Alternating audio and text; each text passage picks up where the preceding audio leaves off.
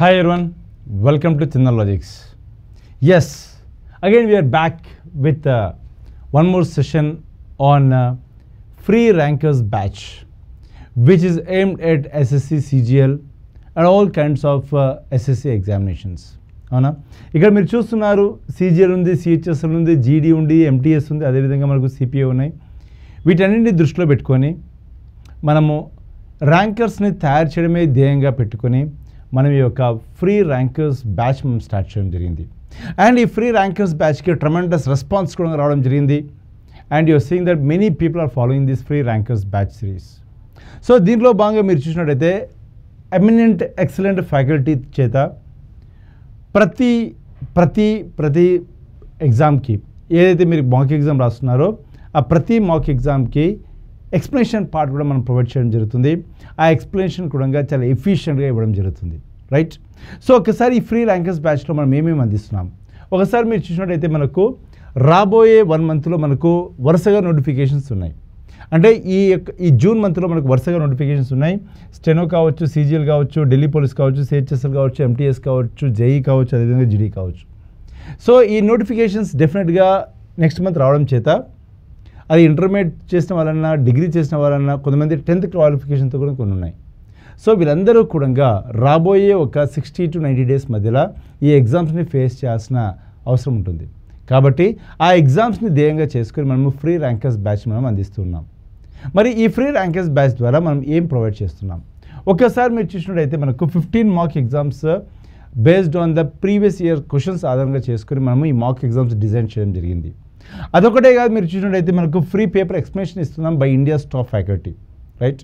So ఈ explanation కూడా చాలా లాజికల్గా, అంటే ఎగ్జామ్లో మనం ఏ విధంగా ఆన్సర్ చేయాలి, ఒక క్వశ్చన్ ఏ విధంగా అప్రోచ్ చేయాలి, తక్కువ టైంలో ఏ విధంగా బెస్ట్గా ఆన్సర్ ఇవ్వాలి, ఈ దృష్టిలో పెట్టుకొని ఎవ్రీ ఆప్షన్ మనం ఎక్స్ప్లెయిన్ చేస్తూ, ఎందుకంటే ఒక క్వశ్చన్ మీరు చేయడం అంటే it's not like we're giving you explanation for 1 question but we're giving explanation for 4 options. అంటే 4 కాన్సెప్ట్స్ అక్కడ కవర్ అవుతున్నాయి, sometimes beyond that, right?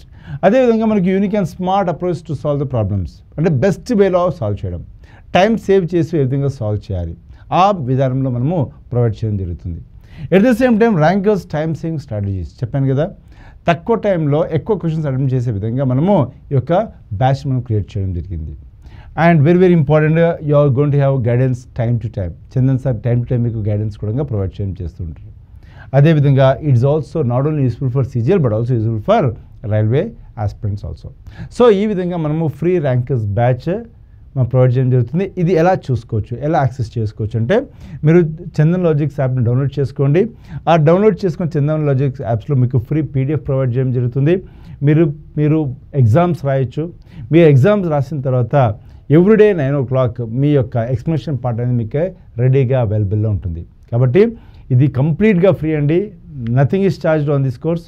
So serious ఆస్పిరెంట్స్ని ర్యాంకర్స్ కావాలని ఒక ఉద్దేశంతోన మనం ఈ కోర్స్ అనేది డిజైన్ చేయడం జరిగింది. సో ఈ యొక్క షెడ్యూల్ ఎలా ఉండబోతుంది ఒకసారి మీరు చూసినట్టయితే చూసాం, ప్రతిరోజు మీకు 9 o'clock ఇది అనేది అవైలబుల్లో ఉంటుంది. ఇది 15 ఎగ్జామ్స్ నిరంతరంగా మనకు జరగబోతున్నాయి, రైట్? సో ఈరోజు మనము సెట్ 4 మనం ఈరోజు స్టార్ట్ చేస్తున్నాము. సో ప్రతి ఒక్కరు ఈ వీడియోని లైక్ చేయండి, ప్రతి ఒక్కరు ఈ వీడియోని ఎవరికైతే రిక్వైర్మెంట్ ఉందో వాళ్ళకి షేర్ చేయండి. Let them get a benefit out of these sessions.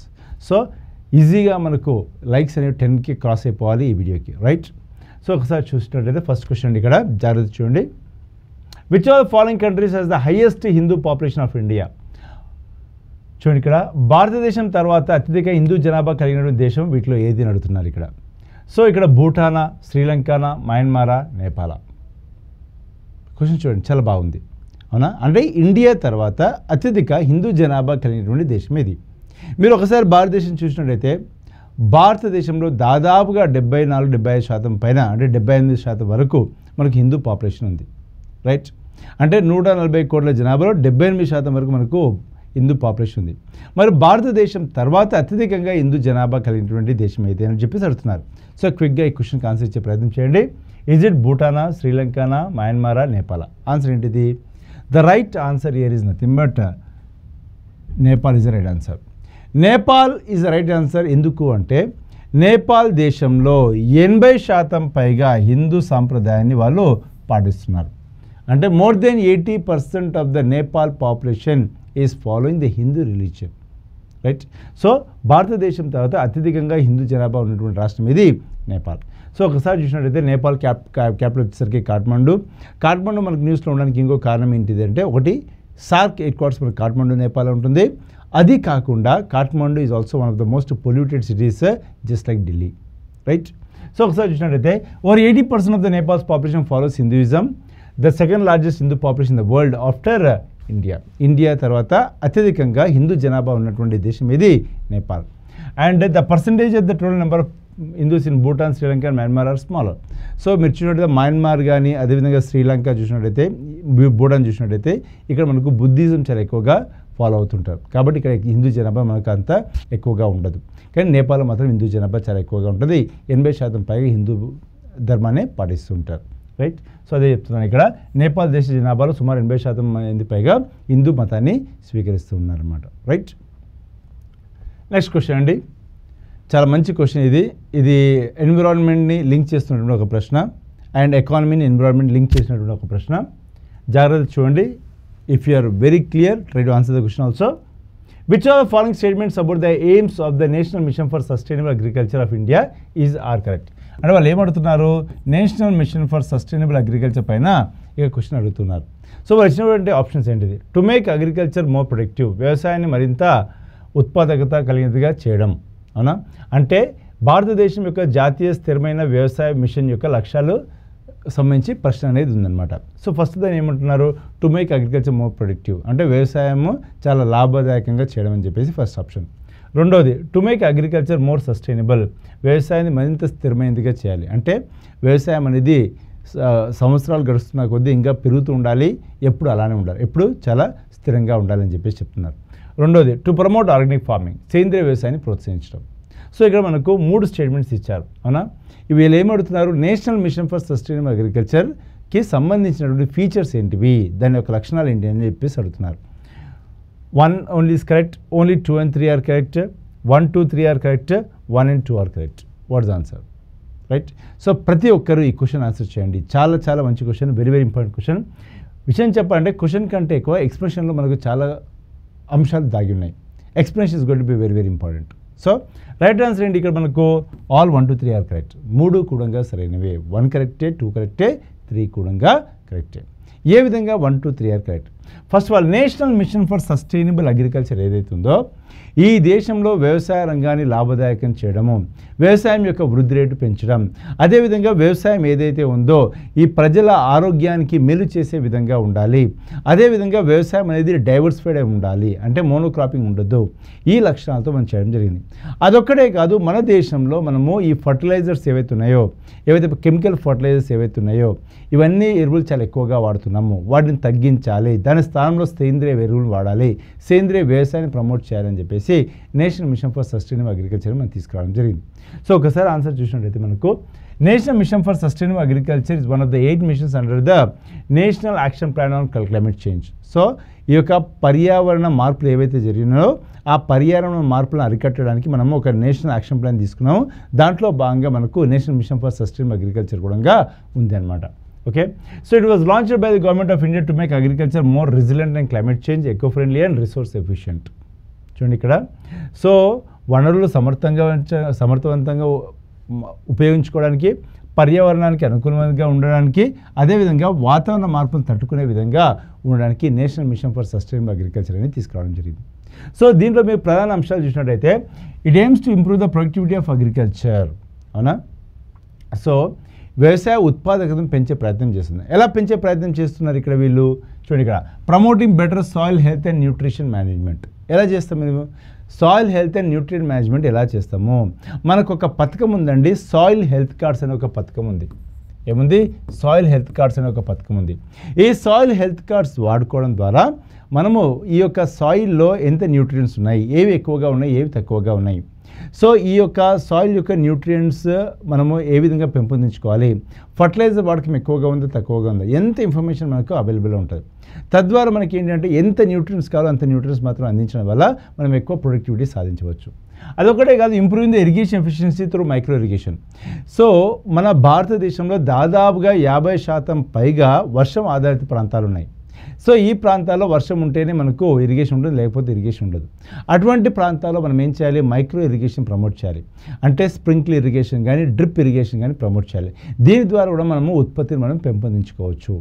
అదేవిధంగా encouraging the adoption of modern technologies, మనకి ఏవైతే సాంకేతికత ఉందో నవీన సాంకేతికతను కూడా మనము అలవర్చుకోవాలి. సో ఇవంతా కూడా మనము ఒక national mission for sustainable agriculture ద్వారా చేస్తున్నాం. సో అందుకనే 1 ఈజ్ రైట్. 2 చూడండి ఇక్కడ, the mission promotes climate resilient practices, అంటే మారుతున్నటువంటి వాతావరణాలను మనము పరిగణలోకి తీసుకొని అటువంటి వాతావరణాన్ని తట్టుకునే విధంగా మనము ఈ యొక్క వ్యవసాయ రంగాన్ని మార్చాలి. అదే చెప్తున్నారు. Integrated farming system that reduce dependence on one crop, అంటే ఏంటిది, మనము మోనోక్రాపింగ్ వెళ్ళకూడదు, డైవర్సిఫైడ్ క్రాపింగ్కి వెళ్ళాలి. మనం మోనోక్రాపింగ్ పైన వెళ్ళినప్పుడు ఒకవేళ పర్యావరణం యొక్క మార్పులు అనేది ఆ యొక్క క్రాప్ని దెబ్బతీస్తే అప్పుడు మనకు మొత్తం లాస్ వస్తుంది. అదే మనము డైవర్సిఫైడ్ క్రాప్స్ తీసుకున్నప్పుడు ఏమవుతుంది, ఈ యొక్క పర్యావరణ మార్పులు అన్ని క్రాప్స్ని ఇబ్బంది పెట్టలేవు. అదొకటి. రెండోది, water use efficiency to save drought prone area, ఎక్కడైతే మనకు ఈ యొక్క కరువు ప్రాంతాలు ఉన్నాయో ఆ ప్రాంతాల్లో మనము వాటర్ని చాలా బెస్ట్గా ఉపయోగించుకోవాలి. And encouraging use of renewable energy like solar pumps, మనం చాలా చోట్ల మనము ఈ యొక్క నార్మల్ పంప్స్ వాడుతూ ఉంటాం, దానివల్ల మనం ఎలక్ట్రిసిటీ ఎక్కువగా యూటిలైజ్ చేసుకోవాల్సి వస్తుంది. దాని స్థానం మనం ఏం చేయాలి, సోలార్ పంప్స్ వాడాలి. సో తద్వారా ఫార్మర్ మీద ఎలక్ట్రిసిటీ బర్డెన్ కూడా మనం ఏం చేయొచ్చు, తగ్గించవచ్చు. And then agro forestry which combine the heart agriculture with tree planting, అంటే కేవలం వ్యవసాయం చేయడం మాత్రమే కాదు, ఆ వ్యవసాయ క్షేత్రం చుట్టూ కూడా మనం మొక్కల్ని పెంచాలి, చెట్లను పెంచాలి. ఇలా చెట్లను పెంచడం ద్వారా మనకి ఏమవుతుంది అంటే ఒక పక్క చెట్ల ద్వారా మనకు ఆదాయం వస్తుంది, వ్యవసాయం ద్వారా కూడా మనకు ఆదాయం వస్తుంది. సో ఈ విధంగా మనము ఈ యొక్క మారుతున్నటువంటి పర్యావరణాన్ని పరిగణలోకి తీసుకొని మనం వ్యవసాయం చేయొచ్చు. దీనికోసం కూడా national mission for sustainable agriculture అని మనము తీసుకురావడం జరిగింది. అందుకనే ఆప్షన్ 2 కూడా కరెక్టే. అదేవిధంగా మీరు చూసినట్టయితే ఇంకోటి ఏంటిది అంటే ప్రమోషన్ ఆఫ్ ఆర్గానిక్ ఫార్మింగ్, మనకు పరంపరాగత్ కృషి వికాస్ యోజన ఉంది. ఈ పరంపరాగత్ కృషి వికాస్ యోజన ద్వారా మనం ఏం చేస్తున్నాము, we are train to promote organic cultivation. అందుకనే ఈ national machine for sustainable agriculture ద్వారా కేంద్ర ప్రభుత్వం ఏమన్నది, ఏదైనా రాష్ట్రమో వాళ్ళు ఈ యొక్క ఆర్గానిక్ ఫార్మింగ్ వైపు వెళ్ళడం ద్వారా ఈ యొక్క కెమికల్ ఫర్టిలైజర్స్ యొక్క వాడకాన్ని తగ్గించడంతో కేంద్ర ప్రభుత్వం మీద ఈ యొక్క ఫర్టిలైజర్స్ వల్ల పడుతున్నటువంటి సబ్సిడీ భారం తగ్గిపోతుంది. ఎంత మేర అయితే సబ్సిడీ భారం తగ్గుతుందో దాంట్లో సగం శాతం ఎవరికి ఇస్తారు, రాష్ట్రాలకు ఇస్తారు. ఆ రాష్ట్రాలు ఆ డబ్బుల్ని వ్యవసాయ రంగం యొక్క వృద్ధి కోసం ఖర్చు పెట్టుకోవాల్సి ఉంటుంది. సో ఆ విధంగా రాష్ట్రాలను కూడా ఈ యొక్క సేంద్రియ వ్యవసాయం వైపు వెళ్ళే విధంగా ఎంకరేజ్ చేస్తున్నాయి కేంద్ర ప్రభుత్వం. అవునా. సపోర్ట్ సర్టిఫికేషన్ ఆర్గానిక్ ఇన్పుట్స్, అంటే ఈ సీడ్స్ని సర్టిఫై చేయడము, ఆర్గానిక్ కల్టివేషన్ చేయడానికి కావాల్సినటువంటి కంపోస్ట్ కానీ ఇవన్నీ కూడా ప్రొవైడ్ చేయడము. అదేవిధంగా eco friendly alternatives to chemical fertilizers and pesticides. అవునా. సో ఈ విధంగా మనకు ఈ యొక్క ఆర్గానిక్ ఫార్మింగ్ ప్రమోట్ చేస్తుంది national machine for sustainable agriculture. Okay. What is the subtractor from GDP to arrive at NDP? అవునా, ఏమడుతున్నారు ఇక్కడ, నెట్ డొమెస్టిక్ ప్రోడక్ట్ని పొందేందుకు గ్రాస్ డొమెస్టిక్ ప్రోడక్ట్ నుండి దేన్ని తీసివేయాలి అని చెప్పేసి అడుగుతున్నారు. ఓకే. ఆప్షన్ సబ్సిడీస్ ఉంది, డిప్రిసియేషన్ ఉంది, నెట్ ఇండైరెక్ట్ ట్యాక్సెస్ ఉంది, net factory income from abroad ఉంది. సో మనకు కొన్ని పారామీటర్స్ ఉంటాయి. ఏముంటాయి మనకు, జీడిపి ఉంటుంది, ఎన్డిపి ఉంటుంది, అవునా, జిఎన్పి ఉంటుంది, అదేవిధంగా ఎన్ఎన్పి ఉంటుంది. వీటి యొక్క రిలేషన్షిప్ ఏదైతే మనకు అర్థమవుతుందో అప్పుడు మనం ఇటువంటి ప్రశ్న చాలా ఈజీగా ఆన్సర్ చేయొచ్చు. ఇక జీడిపి అంటే ఏంటిది, గ్రాస్ డొమెస్టిక్ ప్రోడక్ట్. ఏంటది, gross domestic product. Mean by మీరందరూ కూడా ఈ ప్రశ్నకు ఆన్సర్ ఇచ్చే ప్రయత్నం చేయండి. Okay. Gross domestic product, GDP అంటే గ్రాస్ డొమెస్టిక్ ప్రోడక్ట్. సో ఈ గ్రాస్ డొమెస్టిక్ ప్రోడక్ట్లో నుండి ఏమి తీసివేస్తే మనకి ఎన్డిపి వస్తుంది. గ్రాస్ అనేది ఏమవ్వాలి, నెట్ అవ్వాలి, అంటే స్థూల పోయి నికర అవ్వాలి. ఎప్పుడైనా సరే గుర్తుపెట్టుకోండి, గ్రాస్ను మనం నెట్గా కన్వర్ట్ చేయాలన్నా, స్థూల విలువను నికర విలువగా కన్వర్ట్ చేయాలంటే మనం ఏం చేయాలి, ఈ జీడిపిలో నుండి మనము డిప్రిసియేషన్ను తీసివేయాలి. ఎప్పుడైతే జీడిపి నుండి మనము డిప్రిసియేషన్ అంటే ఏంటిది, తరుగుదల, ఈ తరుగుదలను తీసివేసినప్పుడు మనకి ఏమొస్తుంది, ఎన్డిపి వస్తుంది. కాబట్టి ఇక్కడ what is subtracted from GDP to arrive at NDP అంటే డిప్రిసియేషన్ సబ్స్ట్రాక్టెడ్. కాబట్టి ఆప్షన్ 2 అనేది మనకు రైట్ ఆన్సర్ అవుతుంది. అదేవిధంగా ఒకవేళ మనకు జిఎన్పి కావాలి అంటే ఈ జీడిపికి మనము నెట్ ఫ్యాక్టర్ ఇన్కమ్ ఫ్రమ్ అబ్రాడ్ని యాడ్ చేయాలి. ఏం యాడ్ చేయాలి, నెట్ ఫ్యాక్టర్ ఇన్కమ్ ఫ్రమ్ అబ్రాడ్ని యాడ్ చేయాలి. అంటే ఈ అంశాన్ని యాడ్ చేయాలి. ఈ అంశాన్ని యాడ్ చేసి మనకి ఏమొస్తుంది, జిఎన్పి వస్తుంది, గ్రాస్ నేషనల్ ప్రోడక్ట్ వస్తుంది. మళ్ళీ నీకు ఎన్ఎన్పి కావాలంటే ఏం చేయాలి, గ్రాస్ వై మళ్ళీ నెట్ అవుతుంది కాబట్టి మళ్ళీ జిఎన్పిలో నుండి నీవు డిప్రిసియేషన్ తీసేస్తే ఏమొస్తుంది, ఎన్ఎన్పి వస్తుంది. దీన్ని మనం ఎలా రాసుకోవచ్చు? జిఎన్పి స్థానంలో GDP plus or minus NFIA రాసుకోవచ్చు. కాబట్టి GDP plus or minus NFIA minus depreciation అని రాసుకోవచ్చు. GDP plus or minus NFIA minus depreciation రాసుకోవచ్చు. కానీ ఆల్రెడీ మనకు తెలుసు, ఏమని తెలుసు? NDP is equal to GDP minus depreciation తెలుసు. కాబట్టి ఈ జీడిపి మైనస్ డిప్రిసియేషన్ స్థానంలో మనం ఎన్డిపి రాసుకోవచ్చు. అప్పుడు మనకి ఏమవుతుంది? NDP plus or minus NFIA అవుతుంది. అంటే ఇక్కడ మనకు ఎన్ఎన్పిని ఇలా రాసుకోవచ్చు, ఇలా రాసుకోవచ్చు, ఇలా కూడా రాసుకోవచ్చు. ఇదంతా కూడా మనకు ఎన్ఎన్పికి ఉన్నటువంటి ఫార్ములా. కాబట్టి వెరీ వెరీ ఇంపార్టెంట్. మీకు జీడిపి పైన క్వశ్చన్ అడిగినా, ఎన్డిపి పైన క్వశ్చన్ అడిగినా, జిఎన్పి పైన క్వశ్చన్ అడిగినా, ఎన్ఎన్పి పైన క్వశ్చన్ అడిగినా మీరు ఆన్సర్ చేసే విధంగా ఉండాలి. కాబట్టి రైట్ ఆన్సర్ ఏంటి? ఇక్కడ డిప్రిసియేషన్, తరుగుదల is a right answer. Okay, next one. Follow on is related to which of the following cricket formats? Cricket follow ఆన్లో కింది ఫార్మాట్లో దేనికి సంబంధించింది అడుగుతున్నారు ఇక్కడ. సో ఫాలో ఆన్ అనేది మనకు క్రికెట్లో ఏ ఫార్మాట్లో వాడతామన్నది ప్రశ్న. ఓన్లీ టీ20 మ్యాచెస్, టీ20 మ్యాచ్లు మాత్రమే. ఓన్లీ టెస్ట్ మ్యాచెస్, కేవలం టెస్ట్ మ్యాచ్లు మాత్రమే. ఓన్లీ వన్డే మ్యాచెస్, కేవలం వన్డే మ్యాచ్లు మాత్రమే. Both test and one day matches, test మరియు వన్డే మ్యాచ్లు మాత్రమే. ఆన్సర్ ఏంటి మనకు ఇక్కడ? వెరీ సింపుల్ క్వశ్చన్, మీకు అందరికీ బాగా సుపరిచితం ఇది. I think everyone is going to give right answer for this question. Super super super, excellent అండి. The right answer is nothing but only test matches. ఎలాగా? ఫాలో ఆన్ అంటే ఏంటిది? మామూలుగా మ్యాచ్లో మనకు 2 టీమ్స్ ఉన్నాయి అనుకుందాం. ఏ ఉంది, బి ఉంది, రైట్? సో ఏ ఉంది, బి ఉంది. ఫస్ట్ ఏ వాళ్ళు ఏం చేశారు? ఒక 650 స్కోర్ చేశారు. వాళ్ళ స్కోర్ ఎంత వచ్చింది? 650. టెస్ట్ మ్యాచ్లో ఓవర్స్ లిమిటేషన్ ఏమి ఉండదు, టైం ఉంటుంది అంతే, కానీ ఓవర్స్ మాత్రం లిమిటేషన్ ఏమి ఉండదు. సో వీళ్ళు 650 కొట్టిన తర్వాత ఏం చేశారు? నెక్స్ట్ బి వాళ్ళు బ్యాటింగ్ చేశారు. ఇప్పుడు బి వాళ్ళు ఏం చేశారు? బి వాళ్ళు ఒక 200 రన్లు కొట్టేసిన తర్వాతనే ఆల్అవుట్ అయిపోయారు, అందరు అయిపోయారు. ఇక్కడ టెస్ట్ మ్యాచ్లో ఒక్కొక్కరు 2 ఇన్నింగ్స్ ఆడతారు. అంటే వీళ్ళు ఒకసారి బ్యాటింగ్ చేస్తారు, మళ్ళీ వీళ్ళు బ్యాటింగ్ చేస్తారు, మళ్ళీ వీళ్ళు బ్యాటింగ్ చేయాలి, మళ్ళీ వీళ్ళు బ్యాటింగ్ చేయాలి, అప్పుడు ఓడించాలన్నమాట. సో ఇక్కడ ఏమైపోయింది? వీళ్ళు ఆల్రెడీ 650 రన్లు కొట్టారు, వీళ్ళు 200 రన్లకి ఆల్అవుట్ అయిపోయారు. మళ్ళీ వీళ్ళు బ్యాటింగ్ చేశారనుకోండి, అప్పుడు స్కోర్ ఇంకా చాలా పెరిగిపోతుంది, వీళ్ళ టార్గెట్ మరీ పెద్ద అయిపోతుంది. ఇంత అవసరం ఉండకపోవచ్చు, ఎందుకంటే ఒకసారి ఆడితే 200 చేశారు, ఇంకా గ్యాప్ ఎంత ఉంది? 450 ఉంది. సో వీళ్ళు ఆడడం బదులు వీళ్ళే మళ్ళీ కంటిన్యూ చేస్తే బెటర్ కదా. ఫర్ ఎగ్జాంపుల్ వీళ్ళు 500 రన్లు కొట్టారనుకోండి, 500 ప్లస్ 200 ఎంత అవుతుంది? 700 అవుతుంది. ఆల్రెడీ వీళ్ళు 650 కొట్టారు, ఇంకో 50 కొడితే అయిపోతుంది కదా. So match becomes very simple. లేదు వీళ్ళు 600 కొట్టారనుకోండి, అప్పుడు ఏంటిది? ఇంకో 150 కొడితే అయిపోతుంది వీళ్ళు. అలా కాకుండా వీళ్ళు ఆల్రెడీ 650 కొట్టారు, మళ్ళీ వీళ్ళకి బ్యాటింగ్ ఇచ్చేసి మళ్ళీ 400 500 కొడితే స్కోర్ మరీ ఎక్కువైపోతుంది, ఆబ్వియస్గా వీళ్ళు ఓడిపోతారు. సో వీళ్ళు ఆడడం కూడా వేస్టే. కాబట్టి అలా ఉండకుండా ఏం చేస్తారంటే, ఫస్ట్ వీళ్ళు బ్యాటింగ్ చేశారు, తర్వాత వీళ్ళు బ్యాటింగ్ చేశారు, తర్వాత వీళ్ళు బ్యాటింగ్ చేయకుండా మళ్ళీ వీళ్ళకే బ్యాటింగ్ ఇస్తారు. దీన్ని మనం ఏమంటాం? ఫాలో ఆన్ అంటాం. ఏమంటామండి? ఫాలో ఆన్ అంటాం. ఇది ఎక్కడ చూస్తాం మనము? టెస్ట్ మ్యాచెస్లో చూస్తాం అన్నమాట. That's called follow on, right? So ఇంకొకటి అండి, మనకు ఈ ర్యాంకర్స్ బ్యాచ్తో పాటు if you are preparing for specific examinations, like for example this one course which is design for all types of examinations, right? Like CGL కావచ్చు, CHSL కావచ్చు, GD కావచ్చు, MTS కావచ్చు, సిపిఎస్ సిపిఓ కావచ్చు, స్టెనో కావచ్చు, అన్నిటిని దృష్టిలో పెట్టుకొని 3, 6 and 12 months డ్యూరేషన్తో మనము ఈ కోర్సెస్ డిజైన్ చేయడం జరిగింది. It's going to be A complete course. అవునా? ఇది ఇంగ్లీష్ తెలుగు రెండిట్లో అవైలబుల్లో ఉన్నాయి. అదేవిధంగా మీరు ఇక్కడ చూసినట్టయితే మనకు ఓన్లీ సీజీఎల్ కావాలంటే మీరు ఈ కోర్స్కి వెళ్ళిపోవచ్చు, రైట్? అదే కింద మీకు ఓన్లీ సిహెచ్ఎస్ఎల్ కావాలంటే ఈ కోర్స్కి వెళ్ళిపోవచ్చు. అండ్ ఓన్లీ సిపిఓ కావాలంటే ప్రిలిమ్స్ అండ్ మెయిన్స్ 2 కలిపి ఈ కోర్స్ మీరు తీసుకోవచ్చు. అండ్ ఓన్లీ జీడీ కావాలంటే ఈ కోర్స్కి వెళ్ళిపోవచ్చు. అండ్ ఎంటీఎస్ అనుకోండి, ఈ కోర్స్ తీసుకోవచ్చు 3 and 6 months డ్యూరేషన్తో. ఇంగ్లీష్ అండ్ తెలుగు రెండిట్లో అవైలబుల్లో ఉంటుంది. అండ్ దెన్ జేఈ కావాలంటే ఇక్కడ మనకు కొద్ది టెక్నికల్ కూడా ఉంటుంది ఇక్కడ, కాబట్టి ఇది కూడా మనకు తీసుకోవచ్చు, రైట్? అండ్ స్టెనోగ్రాఫర్ కావాలంటే స్పెషల్ బ్యాచ్ కూడా అవైలబుల్ ఉంది. ఓన్లీ ఫర్ స్టెనోగ్రాఫర్కి 3 and 6 months డ్యూరేషన్తో ఇంగ్లీష్ అండ్ తెలుగు రెండిట్లో కూడా మనకు అవైలబుల్లో ఉంది. Okay, yes. నెక్స్ట్ క్వశ్చన్ చూడండి, very important question. Which of the following articles from the Directive Principles of State Policy mentions the organization of the village panchayats? Okay, question చూడండి ఇక్కడ.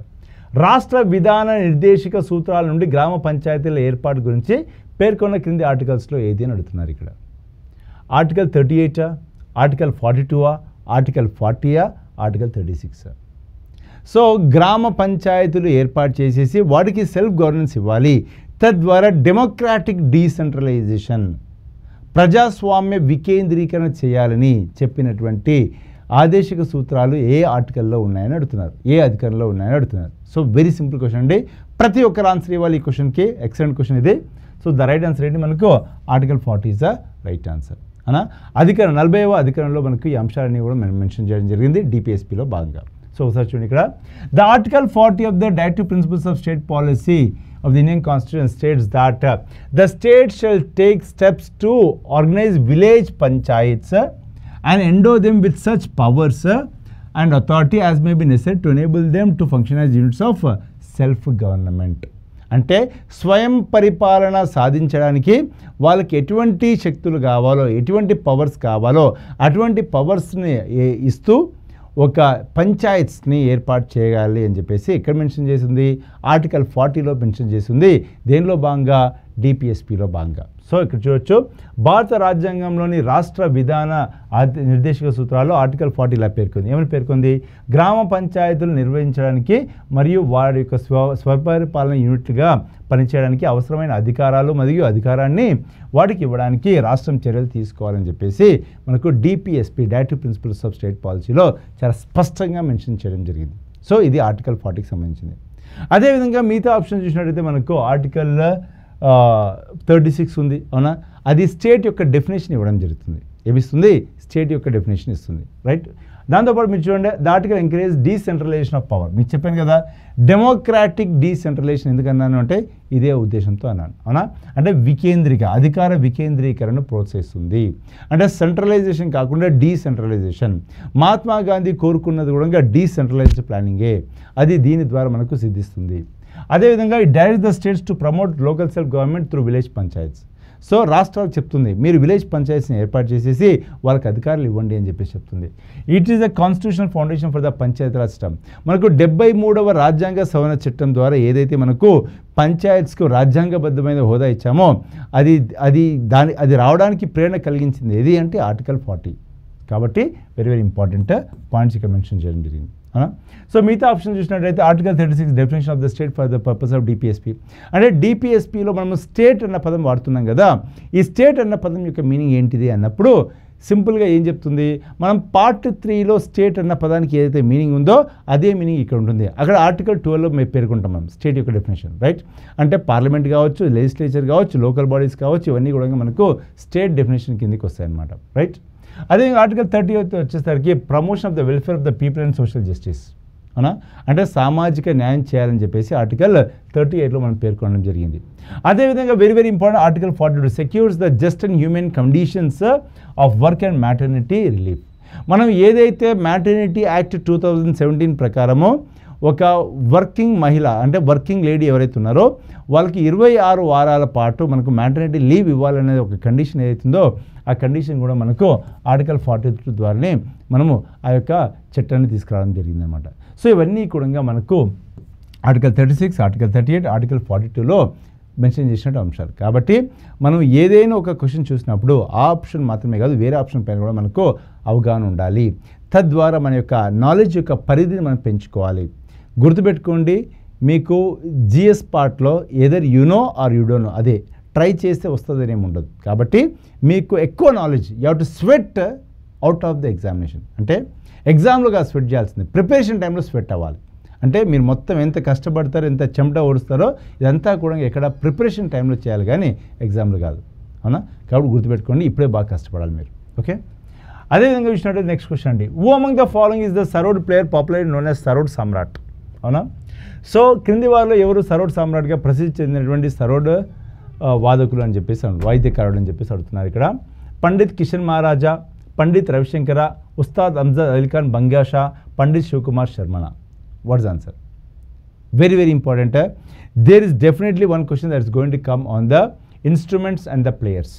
Instruments and players పైన డెఫినెట్గా మీరు ఒక question expect చేయొచ్చు. అది చాలా చాలా చాలా ఇంపార్టెంట్, రైట్. వాట్స్ ఆన్సర్ అండి? The answer is nothing but Ustad Amjad Ali Khan Bangash. Ustad Amjad Ali Khan Bangash is the right answer, అవునా. సో ఇక్కడ Ustad Amjad Ali Khan Bangash is the sarod player, so ఒకసారి చూడండి ఇక్కడ, Ustad Amjad Ali Khan is a world renowned sarod master from India.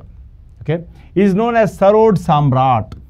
అంటే is the king, is the emperor of the sarod. అంటే సరోడ్ అనే ఒక ఇన్స్ట్రుమెంట్ని ఎంత స్థాయిలో దానిలో ఉన్నటువంటి మాధుర్యాన్ని బయటికి తీయాలో అలా తీయగలిగే కెపాసిటీ ఎవరికి ఉంది? ఉస్తాద్ అమ్జద్ అలీ ఖాన్కి ఉంది. అందుకే is a world renowned sarod player.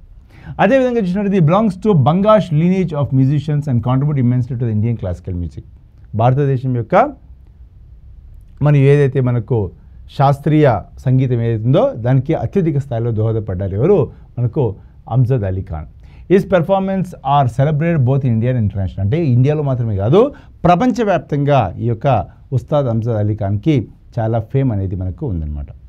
అదేవిధంగా మీరు చూసినట్టయితే పండిత్ కిషన్ మహారాజ్ తబలా ప్లేయర్ అండి. Pandit Kishan Maharaj is the famous tabla player. Pandit Ravi Shankar is the sitar player. And very very important, Shivkumar Sharma ఎవరైతే ఉన్నారో ఈజ్ అ సంతూర్ ప్లేయర్. ఏ player? Santoor player, right? So these are the people who are the experts in their thing. For example ఇక్కడ flute అని ఇచ్చారనుకోండి, అప్పుడు మీరేం చెప్పాలి? చౌరాసియా. ఎవరి పేరు చెప్పాలి? చౌరాసియా చెప్పాలి, అవునా? సో అట్లాగా మోహన వీణ అనుకోండి, మనకు మోహన వీణ, ఓకే, మనకు దానికి సంబంధించినటువంటి ఒక ప్లేయర్ ఉన్నారండి. Is very very famous, Vishwamohan Pandit Vishwamohan, okay. So అట్లాగా ఒక్కొక్కరు ఒక ఇంపార్టెన్స్ ఉందన్నమాట. సో వాళ్ళందరి పేర్లు మనము గుర్తుపెట్టుకోవాలి. సైనోయ్ అంటే మనకు బిస్మిల్లా ఖాన్. సో ఇట్లా ఒక ఇన్స్ట్రుమెంట్ పేరు చెప్తే ఆ యొక్క ప్లేయర్ పేరు మనం గుర్తు తెచ్చుకునే ప్రయత్నం చేయాలి, ఓకే. సో ఇది ఒక రకమైనటువంటి ప్రశ్న. ఇవి కాకుండా ఒక్కోసారి మీకు నృత్యాలు ఇస్తారు, అవునా? అంటే ఫర్ ఎగ్జాంపుల్ కూచిపూడి బాగా భరతనాట్యం ఇచ్చారనుకోండి, యామిని కృష్ణమూర్తి. ఓన్లీ భరతనాట్యం ఇస్తే పద్మా సుబ్రహ్మణ్యం, అవునా? మృణాలిని సారాభాయ్. సో వీళ్ళందరూ కూడా రుక్మిణి అరుందాలే. సో భరతనాట్యం ప్లేయర్ అనమాట. సో అలాగా మీకు ఒక డాన్సర్ పేరు ఇచ్చిన వాళ్ళకి సంబంధించిన డ్యాన్స్ చెప్పాలి, డ్యాన్స్ ఇచ్చిన డాన్సర్ పేర్లు చెప్పాలి. సో ఇటువంటి క్వశ్చన్స్ మనకి ఎక్స్పెక్ట్ చేయొచ్చు ఎగ్జామ్లో, ఓకే. నెక్స్ట్ చూడండి, very nice question. Who among the following rulers built 5 astronomical observatories at different places in north India? అవునా? సో ఉత్తర భారతదేశంలో వివిధ ప్రాంతాల్లో 5 ఖగోళ పరిశీలన కేంద్రాలు నిర్మించినటువంటి పాలకుడు కింది వారిలో ఎవరు నడుతున్నారు ఇక్కడ? ఓకే, సవాయ్ మాన్సింగా, మహారాణా ప్రతాప, సవాయ్ జయసింగ్ టూవా, లేకపోతే మాధవ్ సింగా? ఈ క్వశ్చన్ చాలా repeated question in the examination and you should be very much clear with this kind of questions. ఎందుకంటే ఇటువంటి ప్రశ్నలు చాలామంది ఆన్సర్ చేస్తారు, అటువంటి ప్రశ్న మనం కూడా ఆన్సర్ చేయాలి. కాబట్టి ఫాస్ట్గా ఆన్సర్ ఇవ్వండి. What is the answer for this question? Right, super and excellent. The right answer is nothing but Sawai Jai Singh is the right answer. Sawai Jai Singh 2, అవునా? సో సవాయ్ జయసింగ్ మనకు ఈ యొక్క 5 astronomical observatories in the form of Jantar Mantars కట్టారు. సో ఎక్కడెక్కడ నిర్మించారు ఒకసారి చూసినట్టయితే, Sawai Jai Singh the ruler of the Amber in the 18th century was a great patron of astronomy and science. ఈ build 5 astronomical observatories known as Jantar Mantars. ఏం పేరు అవి? జంతర్ మంతర్స్. ఎక్కడెక్కడ మనకి జంతర్ మంతర్స్? ఢిల్లీలో ఉంది, జైపూర్లో ఉంది, ఉజ్జయిన్లో ఉంది, మథురాలో ఉంది, వారణాసిలో ఉంది. ప్రస్తుతం ఇది మనకు డిస్ట్రాయ్ అయిపోయింది. ఏది? మథురాలో ఉన్నది మనకు డిస్ట్రాయ్ అయిపోయింది. There is also a question asked in the examinations. ఏమని అడిగారు ఇక్కడ? విచ్ ఆఫ్ ద ఫాలోయింగ్ ప్లేస్లో మనకు జంతర్ మంతర్స్ కట్టడం జరిగిందని చెప్పేసి అడిగారు. అంటే అప్పుడు మీరు ఈ యొక్క పేర్లు కూడా గుర్తుపెట్టుకోవాలి. ఢిల్లీ కానీ, జైపూర్ కానీ, ఉదయపూర్ కానీ, మథురా కానీ, అదేవిధంగా వారణాసి కానీ, ఇవి కూడా గుర్తుపెట్టుకోవాలి మీరు. ఢిల్లీ, జైపూర్, ఉజ్జయిన్ కానీ, మథురా కానీ, వారణాసి కానీ, ఇది కూడా గుర్తుపెట్టుకోవాలి. సో ఇలా కూడా మనకు ప్రశ్న రావచ్చు. కాబట్టి you should be ready for all these kind of questions, okay. So Delhi, Jaipur, Ujjain, Mathura and Varanasi ప్రాంతంలో మనకు ఈ జంతర్ మంతర్స్ కట్టడం జరిగింది. మథురాలో ఉన్నది మాత్రం మనకు డిస్ట్రాయ్ అయింది. దీన్ని కట్టింది ఎవరు? సవాయ్ జయసింగ్ 2, అవునా? Is the ruler of which place? Amber. ఏ రూలర్? అంబర్ రూలర్. అదేవిధంగా మీరు చూసినట్టయితే వీటిలో ఉన్నటువంటి మనకి ఏదైతే జైపూర్లో ఉంది, it's UNESCO world heritage site కూడా. జైపూర్లో ఉన్నది ఏంటిది? మనకు యునెస్కో వరల్డ్ హెరిటేజ్ సైట్. మన భారతదేశంలో మీరు చూసినట్టయితే మనకు 43 యునెస్కో వరల్డ్ హెరిటేజ్ సైట్స్ ఉంటాయి. ఈ 43 యునెస్కో వరల్డ్ హెరిటేజ్ సైట్స్లో ఒకటి వచ్చేసరికి మనకు mixed UNESCO world heritage site ఉంటుంది. 7 వచ్చేసరికి మనకు natural UNESCO world heritage sites ఉంటాయి. ఒక 35 వచ్చేసరికి మనకు cultural UNESCO world heritage sites ఉంటాయి, అవునా? సో దాంట్లో మనకు జంతర్ మంతర్ వచ్చేసరికి cultural UNESCO world heritage sites which is present in Jaipur, అవునా? సో ఇది కూడా మనకు ఇంపార్టెంట్గా చూసుకోవాలి, ఓకే. అండ్ మిగతా ఆప్షన్, సవాయ్ మాన్సింగ్ ఎవరైతే ఉన్నారో is known for military achievements. Maharana Pratap is a famous Rajput king is known for his valour, కరేజ్కి చాలా famous. And Madhav Singh is also ruler of Jaipur. So వీళ్ళందరూ కూడా ఆస్ట్రానమీకి సంబంధం లేదు. They are the different rulers in different places with military capabilities, with valour, courage, all these things, right. So answer ఏంటి మనకు Sawai Jai Singh 2 is the right answer. Who constructed 5 observatories for astronomy which are called as Jantar Mantar, అవునా. So ఇవి చాలా చాలా important. Next చూడండి ఇక్కడ, which are the following festivals is celebrated in Madhya Pradesh. So క్రింది పండుగలో మధ్యప్రదేశ్లో ఏ పండుగ జరుపుకుంటారని చెప్పేసి అంటే they asking about a topic called as a local festivals. దేనిపైన అడుగుతున్నారు? లోకల్ ఫెస్టివల్స్ పైన మనకు క్వశ్చన్ అడుగుతున్నారు ఇక్కడ. సో ఒకసారి చూసినట్టయితే తైపుసం ఫెస్టివల్ ఉంది, జైసల్మీర్ డెజర్ట్ ఫెస్టివల్ ఉంది, బిహు ఫెస్టివల్ ఉంది, ఖజురాహో డ్యాన్స్ ఫెస్టివల్ ఉంది, అవునా. సో ఇక్కడ ఒక్కొక్క ఫెస్టివల్ ఒక్కొక్క ప్రాంతంలో ఫేమస్ ఫెస్టివల్ ఇది, అవునా. ఒక్కొక్క ఫెస్టివల్ ఒక్కొక్క ప్రాంతంలో ఫేమస్. సో మీరు చెప్పాల్సింది నాకు ఏంటంటే ఏ ఫెస్టివల్ ఏ ప్రాంతంలో ఫేమస్ అనేది మీరు చెప్పాలి. Okay, right answer this question. Very quick answer చేయండి. చాలా ఈజీ యాక్చువల్ చెప్పాలి, ఎందుకంటే అక్కడ శిల్పాలకు చాలా ఫేమస్, పెయింటింగ్స్ చాలా ఫేమస్. ఏంటది ఆన్సర్? ఖజురాహో డ్యాన్స్ ఫెస్టివల్, అవునా. సో ఖజురాహో డ్యాన్స్ ఫెస్టివల్ అనేది మనకు ఎవ్రీ ఇయర్ మనకు మధ్యప్రదేశ్లో జరుగుతుంది, భోపాల్ దగ్గర జరుగుతుంది. దేశంలో మాత్రమే కాదు, ప్రపంచంలో ఉన్నటువంటి చాలామంది ఆర్టిస్ట్ కూడా అక్కడికి వస్తూ ఉంటారు. మన దేశంలో ఉన్నటువంటి అన్ని రకాల క్లాసికల్ డ్యాన్సెస్, భరతనాట్యం కావచ్చు, కూచిపూడి కావచ్చు, కథకళి కావచ్చు, ఇవన్నీ కూడా అక్కడ పెర్ఫామ్ చేయడం మనం చూస్తుంటాం, రైట్. సో ఒకసారి చూద్దాం ఇక్కడ. So the Khajuraho dance festival is famous cultural celebration every year in Khajuraho located in Madhya Pradesh. And it showcases the classical in Bharatanatyam, Kathak, Kuchipudi, Odissi అన్నీ కూడా అక్కడ ప్లే చేస్తారు. అండ్ ఇక్కడ ఖజురాహో టెంపుల్లో జరుగుతుంది కాబట్టి అక్కడ టెంపుల్ చూస్తే చాలా మంచి శిల్పాలు ఉన్నటువంటి టెంపుల్స్ అనమాట. సో అక్కడేమో చెక్కిన శిల్పాలు ఉంటే స్టేజ్ మీద డ్యాన్స్ చేస్తున్న శిల్పాలు మనం చూస్తుంటాం, అవునా కదా. సో అంత అద్భుతమైనటువంటి ప్రాంతంలో అద్భుతమైనటువంటి ఒక పెర్ఫార్మెన్స్ మనం చూడమంటే అదృష్టం కావాలి. అదేవిధంగా మీరు చూసినట్టయితే ఇక్కడ ఖజురాహో టెంపుల్స్ కూడా మనకు యునెస్కో వరల్డ్ హెరిటేజ్ సైట్ లిస్ట్లో ఉన్నాయి. అంటే 43లో ఖజురాహో శిల్పాలు కూడా మనకు ఉన్నాయన్నమాట. It attracts performance art lovers from all over the world. Okay, so ప్రపంచంలో నలుమూల నుండి ఆర్ట్ లవర్స్ని, పెర్ఫార్మర్స్ అందరినీ కూడా ఈ ఫెస్టివల్ అనేది అట్రాక్ట్ చేస్తూ ఉంది. ఓకే, ఇవి కాకుండా ఒకసారి మీరు చూసినట్టయితే తైపుసం అనేది మనకు తమిళ వాళ్ళకి సంబంధించినటువంటి ఒక పండుగ అనమాట. ఇది Thaipusam festival. Okay, celebrate made in Tamil Nadu among the Tamil community support. అంటే మనకు దేశ విదేశాల్లో ఉన్నటువంటి తమిళియన్స్ ఎవరైతే ఉన్నారో వాళ్ళందరూ కూడా ఈ తైపుసం ఫెస్టివల్ని సెలబ్రేట్ చేసుకుంటారు. అదేవిధంగా జైసల్మీర్ డెజర్ట్ ఫెస్టివల్, ఇది మనకు రాజస్థాన్లో జరుగుతుంది, అవునా. రాజస్థాన్లో ఉన్నటువంటి ఒక డెజర్ట్ కల్చర్ని చూపించే విధంగా మనకు ఈ జైసల్మీర్ డెజర్ట్ ఫెస్టివల్ ఉంటుంది. అదేవిధంగా మనకు బిహు ఫెస్టివల్ అనేది మనకు అస్సాంలో చాలా చాలా ఫేమస్. అస్సాంలో ఇది న్యూ ఇయర్ని, హార్వెస్ట్ సీజన్ని రెండింటిని కలగలిపి ఈ ఫెస్టివల్ ఉంటుంది. ఈ బిహు ఫెస్టివల్ కూడా మనకు 3 రకాలుగా ఉంటుంది. ఏంటో 3 రకాలు అంటే, ఒకటి వచ్చేసరికి మనకు బొహాగ్ బిహు ఉంటుంది, రెండోది వచ్చేసరికి మనకు కాట్లీ బిహు ఉంటుంది, అండ్ ఇంకోటి వచ్చేసి మనకు మాఘ బిహు కూడా ఉంటుందన్నమాట. సో మనకు మాఘ బిహు ఉంటుంది, బొహాగ్ బిహు ఉంటుంది, కాట్లీ బిహు కూడా ఉంటుంది. ఇలాగ మనకు 3 టైప్స్ ఆఫ్ బిహు ఫెస్టివల్స్ మనము అస్సాం ప్రాంతంలో చూస్తూ ఉంటాం, రైట్. నెక్స్ట్ ప్రశ్న జాగ్రత్త చూడండి ఇక్కడ. Deimachus a Greek ambassador came to India during the reign of the Mauryan king. Deimachus Greek రాయబారి క్రింది మౌర్య రాజ పరిపాలన భారతదేశానికి వచ్చారని అడుగుతున్నారు ఇక్కడ. So Shatadhanvan, Bindusara, Ashoka, Chandragupta Maurya. Okay, so Shatadhanvan రూలర్గా ఉన్నప్పుడు వచ్చారా, బిందుసార రూలర్గా ఉన్నప్పుడు వచ్చారా, అశోక రూలర్గా ఉన్నప్పుడు వచ్చారా, చంద్రగుప్త మౌర్య రూలర్గా ఉన్నప్పుడు వచ్చారా, అవునా. సో మౌర్యన్ డైనాసిటీ పైన కూడా చాలా కమాండ్ ఉండాలి. మనకి హిస్టరీ ఎంత వ్యాస్ట్గా ఉన్నా కూడా this is one area where questions are coming in the examinations, అవునా. ఎగ్జామ్లో ఈ ప్రాంతంలో డెఫినెట్గా మనకు క్వశ్చన్స్ వస్తూ ఉంటాయి. అంబాసిడర్స్ పైన మనకు క్వశ్చన్స్ ఎక్కువగా వస్తూ ఉంటాయి కాబట్టి దీనిపైన మీకు కమాండ్ ఉండాలి. సో ఆన్సర్ ఏంటి ఇక్కడ? The right answer is nothing but Bindusara is the right answer, అవునా. సో చంద్రగుప్త మౌర్య మనకు ఉన్నప్పుడు మనకు మెగస్తనీస్ వచ్చారు, కానీ బిందుసార మనకు కింగ్గా ఉన్నప్పుడు డైమకస్ వచ్చారు, అవునా. సో ఒకసారి చూద్దాం ఇక్కడ. Deimachus was the Greek ambassador sent by Antiochus Soter the Seleucid king of the Hellenistic empire. So Hellenistic ఎంపైర్కి చెందినటువంటి ఎవరైతే సెల్యూసిడ్ కింగ్ ఎవరైతే ఉన్నారో తను ఏం చేశారు అంటే ఈ యొక్క డైమకస్ని పంపడం జరిగింది, అవునా. ఆ సెల్యూసిడ్ కింగ్ పేరు యాంటికస్. ఓకే, అండ్ ఈ came to the court of Bindusara the second ruler after Chandragupta Maurya. అండ్ గుర్తుపెట్టుకోవాలి, ఫస్ట్ మనకి ఎవరు వచ్చారు? మెగస్థనీస్ వచ్చారు. మెగస్థనీస్ ఎప్పుడు వచ్చారు? చంద్రగుప్త మౌర్య కింగ్గా ఉన్నప్పుడు వచ్చారు. మరి డైమకస్ ఎవరు కింగ్గా ఉన్నప్పుడు వచ్చారు? బిందుసార కింగ్గా ఉన్నప్పుడు వచ్చారు. కాబట్టి Megasthenes is the first ambassador, తర్వాత Deimachus is the second ambassador during the Mauryan kingdom. Okay, and ఆయన విజిట్ చాలా సిగ్నిఫికెన్స్, ఎందుకంటే మనకు ఆ ప్రాంతంలో ఉన్న వాళ్ళ మధ్యలో ఒక రిలేషన్షిప్ అనేది మనకు ఎస్టాబ్లిష్ చేయాలి, అంటే కల్చర్ ఎక్స్చేంజ్ అనేది మనకు జరిగిందనమాట. ఓకేనా. అండ్ ఇంకోసారి ఇక్కడ చూడండి, చంద్రగుప్త మౌర్య ఎవరైతే ఉన్నారో ఆయన టైంలో మెగాస్థనీస్ మనకు విజిట్ చేయడం జరిగింది.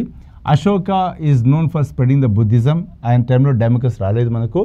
అదేవిధంగా శతధన్వన్ ఎవరైతే ఉన్నారో is also Mauryan ruler but not linked to this Greek ambassador. అవునా.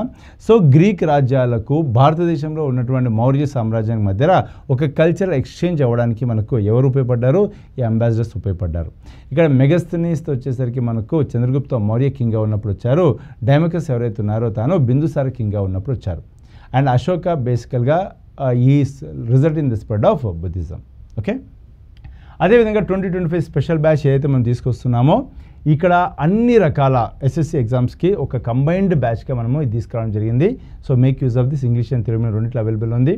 అండ్ లేదు మీకు స్పెసిఫిక్గా సీజీఎల్ కోసం వెళ్తా అంటే you can opt for this. లేదు సిహెచ్ఎస్ఎల్ అంటే you can go for this. English and Telugu రెండింటిలో అవైలబుల్ ఉంటుంది.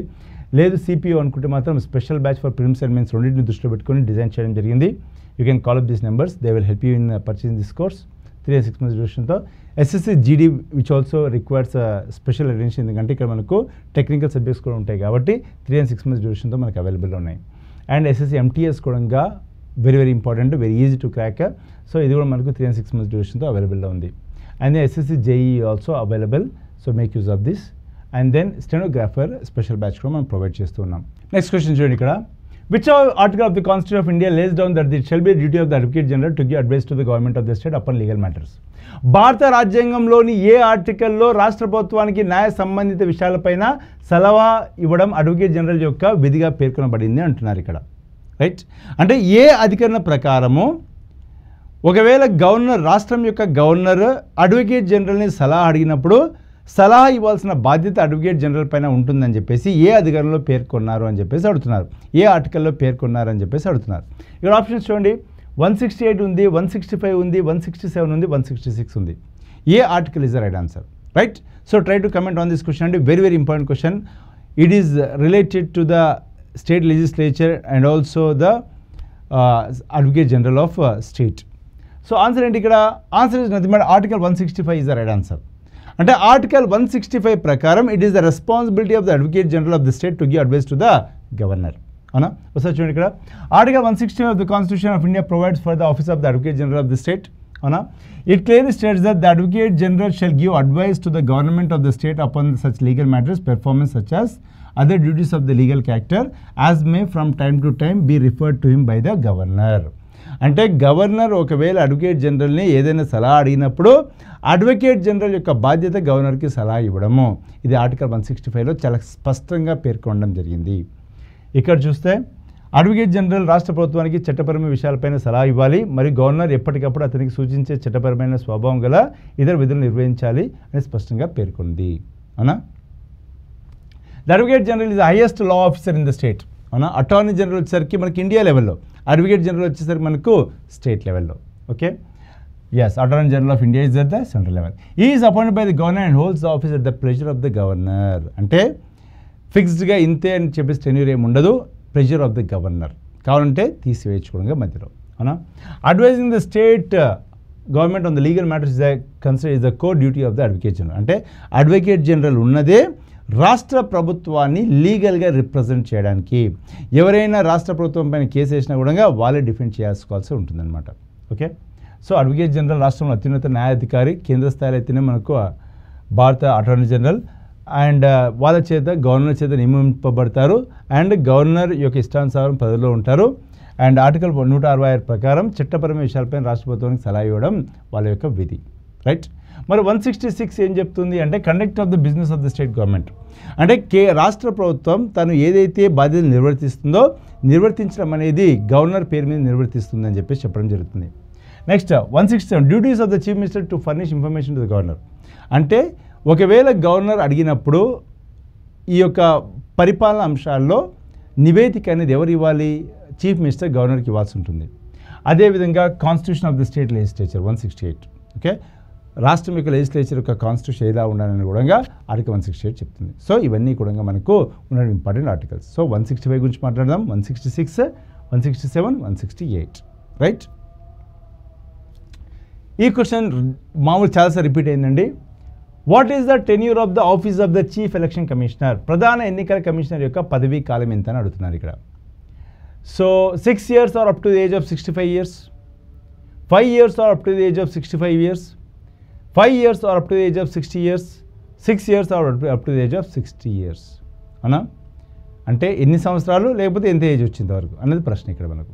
సో చాలా repeated question, very very important. Chief election commissioner, what is answer అండి? The right answer is 6 years or up to the age of 65 years. అంటే వాళ్ళు నియమించినప్పటి నుండి 6 సంవత్సరాల వరకు ఉండొచ్చు. ఒకవేళ అంతలోపు వాళ్ళ వయసు 60 సంవత్సరాలు వచ్చిందనుకోండి, డెఫినెట్గా వాళ్ళ పదవి అయిపోతుంది అనమాట. అంటే 60 సంవత్సరాల వయసు వచ్చేంతలోపు 6 సంవత్సరాల వరకు వాళ్ళు కొనసాగించవచ్చు. ఎవరు? Chief election commissioner. Very very important, is appointed by the president. So చాలాసార్లు మనం చీఫ్ ఎలక్షన్ కమిషనర్ గురించి మనం మాట్లాడుకోవడం జరిగింది. చూడండి ఇక్కడ, the chief election commissioner is appointed by the president of India. According to the Election Commission, Service of the Election Commission and the Transaction Act 1991, the tenure of the Chief Election Commission is 6 years or until the age of 65 years, whichever is earlier. ఏది తొందరగా fulfil అయితే అక్కడి వరకు వాళ్ళు కొనసాగుతారు. ఒకవేళ 5 సంవత్సరాలు వచ్చే నాటికి 65 years ఆఫ్ ఏజ్ అయిపోయింది అనుకోండి, they will have to retire. Correct? So ఈ విధంగా మనకు చీఫ్ ఎలక్షన్ కమిషనర్ యొక్క టెన్యూర్ అనేది మనకు ఉంటుందన్నమాట. సో ఇక్కడ చూడండి, this ensures the independence and stability in the functioning of the election commission. అంటే ఎప్పటికంటే అప్పుడు కావాలంటే తీసివేయడం అనేది లేదు కాబట్టి అప్పుడు ఎలక్షన్ కమిషన్ అనేది కాస్త ఇండిపెండెంట్గా వ్యవహరించవచ్చు, స్వతంత్రంగా వ్యవహరించడానికి అవకాశం అనేది ఉంటుందన్నమాట. అదేవిధంగా CEC can resign earlier or may be remove from the office in the manner on the grounds of the prescribed by the supreme court judge. అంటే ఏ విధంగా అయితే ఒక సుప్రీంకోర్టు జడ్జి మనం తీసివేస్తామో, ఒకవేళ చీఫ్ ఎలక్షన్ కమిషనర్ని తీసివేయాలన్నా కూడా అదే విధానంలో పాటించాల్సి వస్తుంది. అదే విధానం ద్వారా, అంటే ఇంపీచ్మెంట్ విధానం ద్వారా మనము తీసేయాల్సిన పరిస్థితి వస్తుందన్నమాట. కాబట్టి చీఫ్ ఎలక్షన్ కమిషనర్ని తీసివేయడం అనేది చాలా ఆషామాషి వ్యవహారం కాదు. కాబట్టి వాళ్ళకు సెక్యూరిటీ ఆఫ్ ద టెన్యూర్ ఉంటుంది కాబట్టి వాళ్ళు స్వతంత్రంగా వివరించడానికి అవకాశం అనేది ఉంటుందన్నమాట. ఓకే, సో అదే అంశాన్ని ఇక్కడ చెప్తూ ఉన్నారు. నెక్స్ట్ వన్ అండి, వెరీ వెరీ ఇంపార్టెంట్. ఇటువంటి క్వశ్చన్స్ కొద్దిగా మనకు ఏమంటారు, అంబిగ్యూటీ అనేది లైట్గా ఉంటుంది కాబట్టి మనము చాలా టెక్నికల్గా ఆలోచించి క్వశ్చన్స్ ఆన్సర్ చేయాలి. What was the significant negative environment impact of the green revolution? అవునా, గ్రీన్ రెవల్యూషన్ యొక్క ముఖ్యమైన ప్రతికూల పర్యావరణ ప్రభావం ఏంటి అని అడుగుతున్నారు ఇక్కడ. డీఫారెస్టేషన్, అరణ్య నాశనమా, సాయిల్ డిగ్రేడేషన్, మట్టి పాడుబాట అంటే మట్టి పాడైపోవడం అనమాట, increase in the air pollution, గాలి కాలుష్యం పెరుగుదల, ఓజోన్ లేయర్ డిప్లీషన్, ఓజోన్ పొర నాశనం. Watts answer? సో ఇక్కడ చూసినట్టయితే మనకు అన్నీ కూడా నెగిటివ్గా కనిపిస్తున్నాయి కాబట్టి ఇటువంటి ఏది ఆన్సర్ ఇవ్వాలనేది మనకు డౌట్ వస్తుంది. అయితే మనం చాలా స్పష్టంగా గ్రీన్ రెవల్యూషన్ అంటే ఏం జరిగింది, గ్రీన్ రెవల్యూషన్ జరగడం వల్ల ఎటువంటి పరిణామాలు వచ్చారని చెప్పేసి మనం ఆలోచించి ఆన్సర్ ఇవ్వాలి. గ్రీన్ రెవల్యూషన్ అంటే ఏంటిది? మనము చాలా ఎక్కువగా దిగుబడి ఇచ్చే విత్తనాలు మనం తీసుకురావడం జరిగింది, పెద్ద స్థాయిలో వ్యవసాయం చేస్తూ ఉన్నాం. అవునా, ఈ వ్యవసాయం చేసే క్రమంలో మనము ఆ యొక్క పంట బాగా పెరగాలని చెప్పేసి ఎక్కువగా మనము యొక్క ఎరువులు వాడుతున్నాం, అంటే ఫర్టిలైజర్స్ వాడుతున్నాం, అధిక మోతాదులో మనం ఫర్టిలైజర్ వాడుతున్నాం. దాంతోపాటు మనం ఎక్కువగా మోనోక్రాపింగ్ వైపు వెళ్తున్నాం.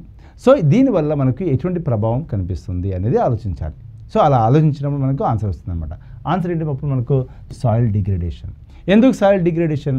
నువ్వు ఒకటే రకమైన పంట వరి వరి వరి వరి లేకపోతే వీట్ వేస్తున్నప్పుడు ఏమవుతుంది, దానికి సంబంధించిన న్యూట్రియంట్స్ మొత్తం అయిపోతాయి సాయిల్లో. అంటే సాయిల్ ఒక ఇంబ్యాలెన్స్ క్రియేట్ అవుతుంది. సాయిల్ ఇంబ్యాలెన్స్ క్రియేట్ అయిందంటే డిగ్రేడేషన్ జరుగుతుంది. నువ్వు అధిక మొత్తంలో నీవు ఎరువులు వాడినా కూడా సాయిల్ డిగ్రేడేషన్ అనేది జరుగుతుంది. కాబట్టి సో దీనివల్ల మనకు ఈ యొక్క మట్టి ఏదైతే ఉందో తన యొక్క సారాన్ని కోల్పోతుంది, సారవంతమైన మట్టి మనం కోల్పోతాము. కాబట్టి రైట్ ఆన్సర్ ఏంటి మనకు? Soil degradation is the right answer. Okay, ఒకసారి చూడండి ఇక్కడ. The green revolution initiate 1960 introduced high yielding varieties of crops, chemical fertilisers, pesticides to increase agriculture productivity. అంటే ఉత్పాదకత పెంచడానికి అధిక దిగుబడి ఇచ్చే విత్తనాలు కావచ్చు, అదేవిధంగా మీరు చూసినట్లయితే ఎక్కువగా ఎరువులు వాడడం కావచ్చు, పెస్టిసైడ్స్ వాడడం కావచ్చు, మనం పెంచుకున్నాం అనమాట. Okay, while it boosted the food production, it also led to several negative impacts, the most significant being what? అత్యంత ముఖ్యమైనది ఏది? Soil degradation. అవునా? ఈ ఫెర్టిలైజర్స్ ఎక్కువగా వాడడం వల్ల, కెమికల్ ఫెర్టిలైజర్స్ ఎక్కువగా వాడడం వల్ల, పెస్టిసైడ్స్ వాడడం వల్ల ఈ యొక్క భూమి తన సారాన్ని కోల్పోయింది. సో చూడండి, nutrient depletion in the soil, అంటే ఒకటే రకమైన పంటలు వేయడం వల్ల న్యూట్రియన్స్ మనం కోల్పోయాం. Increase salinity and alkalinity in the irrigated areas. So మనం ఎక్కువగా వాటర్ ఇంటెన్సివ్ క్రాప్స్ వాడడం వల్ల, ఎక్కువ నీళ్ళు అక్కడ నిల్వ వల్ల మనకు ఆ సాయిల్లో సలైనిటీ పెరిగింది. అవునా? ఆ యొక్క ఉప్పు శాతం అనేది పెరిగింది. Soil ఇరోషన్ reduces soil fertility due to over use of water and monoculture అని చెప్పాను కదా, ఒకటే రకమైన పంట వేయడం వల్ల కూడా మన సాయిల్ తన యొక్క ఫర్టిలిటీ కోల్పోతుంది అనమాట. సో ఇది దీనివల్ల వచ్చినటువంటి నష్టాలు. అండ్ డీఫారెస్టేషన్ అనేది దీనికి సంబంధం లేదు. ఎందుకంటే మనకు డీఫారెస్టేషన్ అనేది దేనికోసమే చేయొచ్చు, కమర్షియల్ కోసం మనము అడవులు నాశనం చేయొచ్చు, కాబట్టి ఓన్లీ గ్రీన్ రెవల్యూషన్ మనం చెప్పలేము అనమాట. అదేవిధంగా మీరు చూసినట్టయితే increase in the air pollution, దానికి మనం డైరెక్ట్గా లింక్ చేయలేం. గ్రీన్ రెవల్యూషన్ ద్వారా కొద్ది జరిగిందొచ్చు, కానీ డైరెక్ట్గా దాన్ని మనము ఎయిర్ పొల్యూషన్కి లింక్ చేయలేం. అదేవిధంగా మనకు ఓజోన్ లేయర్ డిప్లీషన్కి దీనికి సంబంధం లేదు. క్లోరో కార్బన్స్ యొక్క ఎమిషన్ చేయడం ద్వారా మనకు ఓజోన్ డిప్లీషన్ అనేది జరుగుతుంది. గ్రీన్ రెవల్యూషన్ వల్ల మనకు ఓజోన్ డిప్లీషన్ జరగదు. Okay. Which of the following peninsula rivers falls into the Arabian sea? క్రింది వాటిలో ద్వీపకల్ప నదిలో అరేబియా సముద్రంలోకి ఏది కలుస్తుందని చెప్పేసి అడుగుతున్నారు. అవునా? సో మనకున్నటువంటి ఏదైతే భారతదేశం ఇలా ఉంటుందో, కొన్ని నదులు మనకి ఇలా వెళ్ళిపోతాయి, కొన్ని నదులు మనకు వచ్చేసరికి ఇలా వెళ్ళిపోతాయి. వాళ్ళు అడుగుతుంది ఏంటిది? అరేబియన్ సీలో జాయిన్ అవుతున్నటువంటి నది ఏదైనా అడుగుతున్నారు. ఓకే. సో ఇక మహానది ఎక్కడ ఉంటుంది? మనకు ఛత్తీస్గఢ్లో స్టార్ట్ అవుతుంది. ఛత్తీస్గఢ్లో స్టార్ట్ అయిపోయి అది మనకు ఒడిశాలో ఎవరితో కలుస్తుంది? బే ఆఫ్ బెంగాల్తో కలుస్తుంది. కాబట్టి అది బే ఆఫ్ బెంగాల్తో కలుస్తుంది కాబట్టి అది ఆన్సర్ కానీ కాదు. అవునా? సో మనకు మహానది ఎక్కడ ఉద్భవిస్తుందని ప్రశ్న అడుగుతారండి. Very very important. దండకారణ్య హిల్స్లో మనకు మహానది అనేది ఉద్భవిస్తుంది. దండకారణ్య, అవునా, అక్కడ ఉద్భవిస్తుంది. అది మనకు ఒడిశా రాష్ట్రంలో అది వెళ్ళేసి బే ఆఫ్ బెంగాల్లో కలిసిపోతుంది. అదే కృష్ణానది వచ్చేసరికి మనకు మహాబలేశ్వర్లో ఉద్భవిస్తుంది. ఎక్కడ ఉద్భవిస్తుంది? మహాబలేశ్వర్లో ఉద్భవిస్తుంది. మహాబలేశ్వర్లో ఉద్భవించేది ఎక్కడ కలుస్తుంది? మనకు అంసల్ దీవి దగ్గర, అది బే ఆఫ్ బెంగాల్లో ఆంధ్రప్రదేశ్ రాష్ట్రంలో కలుస్తుంది. ఎవరు? కృష్ణానది. సబర్మతి నది, ఈ సబర్మతి నది వచ్చేసరికి మనకు అది గుజరాత్ ప్రాంతంలో ఉంటుంది కాబట్టి ఇది రన్ ఆఫ్ కచ్ దగ్గర, ఇది అరేబియన్ సీలో కలుస్తుంది. కాబట్టి ఆన్సర్ ఏంటి? మనకు సబర్మతి ఇస్ రైట్ ఆన్సర్. అదేవిధంగా మనకు గోదావరి నది వచ్చేసరికి మనకు నాసిక్ జిల్లాలో ఉన్నటువంటి త్రయంబకేశ్వర్లో ఉద్భవిస్తుంది. త్రయంబకేశ్వర్ ఇన్ నాసిక్. సో త్రయంబకేశ్వర్లో ఇది ఉద్భవించేసి ఈ గోదావరి నది వచ్చేసరికి మనకు ఈ యొక్క పశ్చిమ గోదావరి దగ్గర మనకు వశిష్ఠ గోదావరి అనే పేరుతో అది మనకు అంతర్వేది దగ్గర సముద్రంలో కలుస్తుంది. కాబట్టి ఈ అంతర్వేది అనేది ఎక్కడ కలుస్తుంది? బే ఆఫ్ బెంగాల్లో కలుస్తుంది. కాబట్టి ఇది ఆన్సర్ కాదు. కాబట్టి ఆన్సర్ ఇది మనకు ఆప్షన్ 3 ఇస్ రైట్ ఆన్సర్. అంటే మహానది కావచ్చు, కృష్ణా కావచ్చు, గోదావరి కావచ్చు, ఈ 3 నదులు కూడా మనకు బే ఆఫ్ బెంగాల్ కలుస్తే ఒక సబర్మతి మాత్రమే మనకు అరేబియన్ సీలో కలుస్తుంది. ఓకే. నెక్స్ట్ చూడండి. In the ancient temple of Mahadev at Mahabaleshwar the spout emerging from the mouth of the cow statue is the source of which river basin? అవునా? అంటే మీరు మహాబలేశ్వర్కి వెళ్ళినప్పుడు అక్కడ కొన్ని జంతువులు ఉంటాయి. దానిలో ఒక కవ్ ఉంటుంది, అంటే ఒక ఆవు ఉంటుంది. ఆవు నోట్లోకి వెళ్ళి వాటర్ వస్తుంటాయి అన్నమాట. అంటే వెనకాలకి వాటర్ సప్లై అవుతుంటుంది, ఆవు నోట్లోకి వెళ్ళి బయటకు వస్తుంది. అది ఏ నది అయినా చెప్పేసి అడుగుతున్నారు ఇక్కడ. ఓకే. కావేరియా, కృష్ణానా, గోదావరియా, నర్మదానా? ఆన్సర్ ఏంటి మనకి ఇక్కడ? గుర్తుపెట్టుకోవాలి, మహాబలేశ్వర్ అనే పేరుంది కాబట్టి ఆల్రెడీ మనం మాట్లాడుకున్నాం కాబట్టి ఆన్సర్ ఏమవుతుంది? మనకు కృష్ణా నది అవుతుంది. అవునా? సో మహాబలేశ్వర్ టెంపుల్ ఉంటుంది మనకు ఆ మహాబలేశ్వర్ అనే ప్లేస్లో, ఇట్స్ హిల్ స్టేషన్ అనమాట. సో అక్కడ మనకు కృష్ణా నది అనేది మనకు ఉద్భవిస్తుంది. అదేవిధంగా మీరు కావేరి అనుకోండి, మనకు తలకావేరి మనకి ఎక్కడ ఉంటుంది? Talakaveri is in the Coorg district of Karnataka. So కర్ణాటకలో ఉన్నటువంటి కూర్గ్ జిల్లాలో మనకు తలకావేరి ఉంటుంది. ఇది మనకు తమిళనాడులో కొల్లదం దగ్గర సముద్రంలో కలిసిపోతుంది కావేరి నది. గోదావరి నుంచి చెప్పుకున్నాం. నర్మదా నది మనకు అమర్కంటక్ ప్లాట్యూలో స్టార్ట్ అవుతుందండి.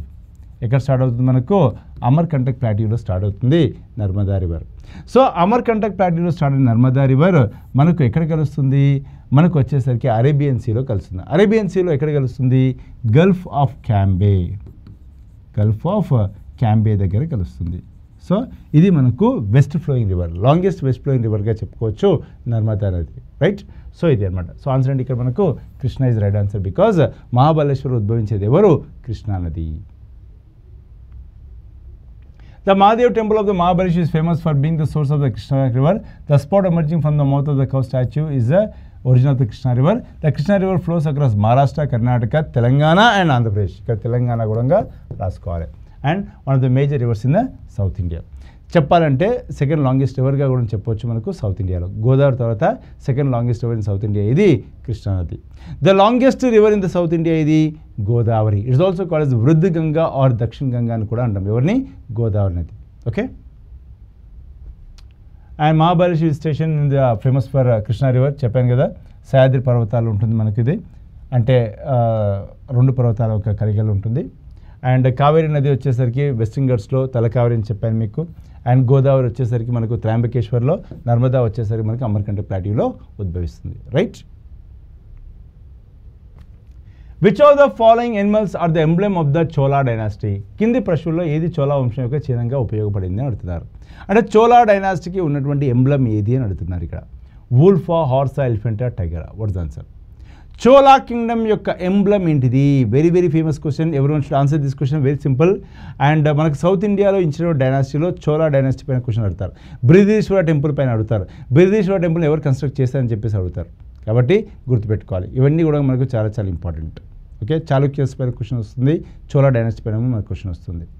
రైట్. ఆన్సర్ ఏంటి ఇక్కడ మనకు? Tiger is the right answer. ఎవరు? టైగర్. ఒకసారి చూడండి ఇక్కడ. The Chola dynasty used the tiger as their emblem. Okay na? The Chola kings were often depicted with the tiger motifs in the royal insignia and coinage. అంటే వాళ్ళ యొక్క కాయిన్స్లో కానీ వాళ్ళ యొక్క జెండాలో కానీ అన్ని చోట్ల కూడా వాళ్ళు టైగర్ని ఎక్కువగా చూపించేవాళ్ళు అనమాట. సో అదే చెప్తున్నారు. చోళా రాజులు తరచుగా వారి రాజ చిహ్నాలు మరియు నాణ్యాలలో పులి మూలాంశాలతో చిత్రీకరించారని చెప్పేసి చెప్తున్నారు. అదేవిధంగా చోళా రాజవంశీకులు పులిని వాళ్ళు చిహ్నంగా ఉపయోగించుకున్నారు. పులి బలం, ధైర్యం మరియు ధైర్యాన్ని సూచిస్తుంది. చోళా పాలకులు మరియు వారి సైనిక పరాక్రమానికి ప్రతీక అయిన లక్షణం అనమాట. అంటే చోళాస్ చాలా ఎక్స్పాన్సివ్ మోడ్లో ఉన్నవాళ్ళు, చాలా ధైర్యవంతులు అనమాట. సో వాళ్ళకి తగ్గట్టు ఆ పులి కూడా సరిపోయింది. And Chola Empire, one of the longest ruling dynasties in the South India, known for its strong military and administrative system. The tiger was fitting symbol of their power and dominance. So దక్షిణ భారతదేశంలో అత్యంత శక్తివంతమైన dynasty కాబట్టి వాళ్ళకి తగ్గట్టు పులి అనేది మనలో చిహ్నంగా ఉంది.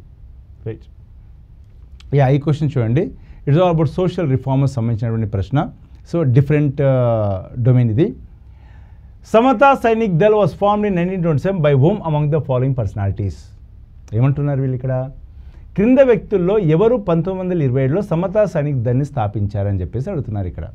రైట్. సో సావిత్రిబాయి పూలేనా, బిఆర్ అంబేద్కరా, మహాత్మా గాంధీయా, నారాయణ్ గురా? Right. Very very famous personalities పేరు ఇచ్చారు. రైట్ ఆన్సర్ ఏంటండి? సమత అంటే equality. Samata Sainik Dal, it is the group of people who are striving for attaining the equality. Equality army అనమాట చెప్పాలంటే. ఓకే. ఆన్సర్ ఏంటి మనకు? Doctor BR Ambedkar. Doctor BR Ambedkar promoted equality. He wanted to have a egalitarian society అన కదా. ఇక్కడ answer ఏంటి మనకు? Doctor BR Ambedkar is right answer. అన్టచబిలిటీకి వ్యతిరేకంగా పోరాటం చేసింది నారాయణ్ గురు ఇన్ కేరళ అనా. అదేవిధంగా మహాత్మా గాంధీ మీకు తెలుసు, he also fought for against untouchability. And Savitribai Phule is the first person to start a school for the girl child. Right. So అట్లా Savitribai Phule is also very very important social reformer. So ఒకసారి చూసినట్టయితే మనకు Samata Sainik Dal was found in 1927 by doctor BR Ambedkar అవునా. And Samata Sainik Dal was established to fight against the oppression and discrimination faced by Dalits to promote social justice సామాజిక న్యాయం అవునా. Ambedkar form the Samata Sainik Dal as a militant organisation to challenge caste based discrimination and bring about social equality. ఎవరైనా సరే ఈ యొక్క discrimination చేసినప్పుడు వాళ్ళు అడ్డుకునే విధంగా ఈ యొక్క సమతా సైనిక్ దళ్ అనేది స్టార్ట్ చేయడం జరిగిందనమాట. సో ఇవి డాక్టర్ బిఆర్ అంబేద్కర్ గారు స్టార్ట్ చేసినటువంటి ఒక ఆర్గనైజేషన్. అదేవిధంగా చూసినట్లయితే the organisation was specifically created to address the issues of untouchability and protect the rights of the marginalised communities. Okay. ఎవరైతే మనకు బడుగు బలహీన వర్గాల యొక్క హక్కులు కాపాడడానికి, అదేవిధంగా ఒక సమానత్వాన్ని పెంపొందించడానికి సమతా సైనిక్ దళ్ని ఏర్పాటు చేశారు. సో దీనిలో దళితులందరూ కూడా మొబిలైజ్ అయిపోయి ఒక సోషల్ రిఫార్మ్స్ కోసం వాళ్ళు కృషి చేయడం జరిగిందనమాట. And Savitribai Phule is a great social reformer who started a first school for the girls. అదే Mahatma Gandhi also focused on non violence and unity. And at the same time Narayan Guru is one from Kerala who vote for the upliftment of the lower caste. Right. So వీళ్ళందరూ కూడా మనకు సుప్రసిద్ధమైన వ్యక్తులు. But they did not link to Samata Dal. Samata Sainik దళతో వాళ్ళ సంబంధం లేదు. But still they also strive for the social reforms. Okay, next మనం ఎస్ఎస్సి సిజిఎల్ టెస్ట్ సిరీస్ 4లో జనరల్ సైన్స్ అండ్ కరెంట్ అఫైర్స్ని డిస్కస్ చేద్దాం. Which of the following is not a halogen gas? క్రింది వాటిలో ఏది హాలోజన్ వాయువు కాదు? Fluorine, helium, chlorine, bromine. So halogens అంటే మనము గ్రూప్ 17లో చూసుకోవచ్చు. So periodic table, who is the father of periodic table? మృతి Mendeleev is the father of periodic table. So ఇతను ఏం చేశారంటే కెమికల్స్ని క్లాసిఫై చేశారు. ఎలిమెంట్స్ ఉంటాయి కదా, సో ఆ ఎలిమెంట్స్ని according to their properties, according to their nature, according to their atomic weight వాటిని అరేంజ్ చేశారన్నట్టు ఒక టేబుల్లో. ఆ టేబులే పీరియాడిక్ టేబుల్. సో ఒక్కొక్క దాంట్లో ఒక్కొక్క ఎలిమెంట్ అనేది అతను అరేంజ్ చేశారు. సో ఈ హాలోజన్స్ అనేవి మనకు గ్రూప్ 17లో వస్తాయి. So fluorine, chlorine, bromine, iodine, astatine ఇవన్నీ హాలోజన్స్. ఓకే, సో వాటి యొక్క అటామిక్ నెంబర్ ఎంతో కూడా మనము నేర్చుకుందాం. So what is the answer for this question? So fluorine, chlorine, bromine ఇవన్నీ halogens. These all belongs to group 17. But helium అనేది halogen కాదమ్మా, ఇది ఒక inert gas, noble gas. Okay, so helium is not the halogen. So halogens అనేవి మనకు group 17లో వస్తాయి. అదేవిధంగా నోబుల్ గ్యాస్ అనేవి మనకు గ్రూప్ 18లో వస్తాయి. Okay, the electron that is not a halogen gas is helium. Halogens are a group of highly reactive non metallic elements. So ఇవేంటి? గ్రూప్ 17 అన్నట్టు. ఇవన్నీ నాన్ మెటాలిక్ ఎలిమెంట్స్.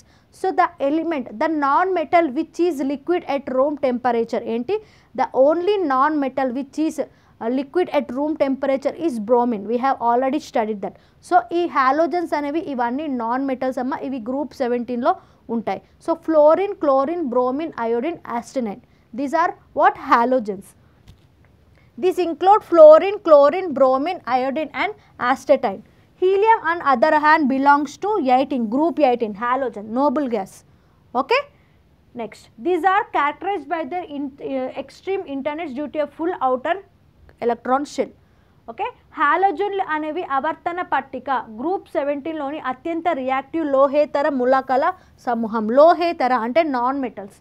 ఇవి ఫ్లోరిన్, క్లోరిన్, బ్రోమిన్, అయోడిన్ మరియు ఆస్టెనిన్ ఉన్నాయి. మరోవైపు helium అనేది group 18కి సంబంధించిన Nobel వాయువులు, బట్ అది హాలోజన్ కాదు. ఓకే, సో ఫ్లోరిన్ అనేది ఏంటమ్మా? హాలోజన్. ఫ్లోరిన్ యొక్క ఆటమిక్ నెంబర్ వచ్చేసి 9, క్లోరిన్ యొక్క ఆటమిక్ నెంబర్ వచ్చేసి 7, బ్రోమిన్ యొక్క ఆటమిక్ నెంబర్ వచ్చేసి 35, అయోడిన్ యొక్క ఆటమిక్ నెంబర్ వచ్చేసి 53, మరి ఆస్టెటైన్ యొక్క ఆటమిక్ నెంబర్ వచ్చేసి 85. ఓకే, సో ఇది కూడా ఒక హాలోజనే అమ్మ, బట్ దీన్ని ఇప్పుడు రిమూవ్ చేశారు. Okay, why? Because it is a synthetic element. ఇది నాన్ మెటల్ కాదు, ఇది సింథటిక్ ఎలిమెంట్ కాబట్టి this is not included in the what? Halogens. Next, but ఇది కూడా హాలోజనే, but it is not included in the group 17. ఇది కూడా హాలోజనే, బట్ ఇది గ్రూప్ 17లో ఇది ఇంక్లూడ్ చేయలేదు. What is that? Tennessine. Next, which of the following does not belong to the category of porifera? porifera, phylum Porifera అంటే ఏంటంటే sponges. ఏవైతే sponge లెక్క దూదిలాగా ఉంటాయో ఆ టైప్ ఆఫ్ ఫైలంని మనము పొరిఫెరా ఫైలం అంటాం. సో క్రింది వాటిలో ఏది పొరిఫెరా వర్గానికి చెందదు? హైడ్రా, సైకాన్, స్పాంజిలా, యూప్లెక్టెలా.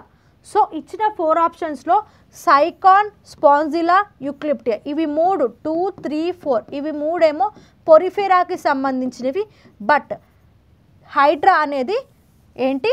పొరిఫెరాకి సంబంధించింది కాదు. సో హైడ్రా అనేది ఏంటి?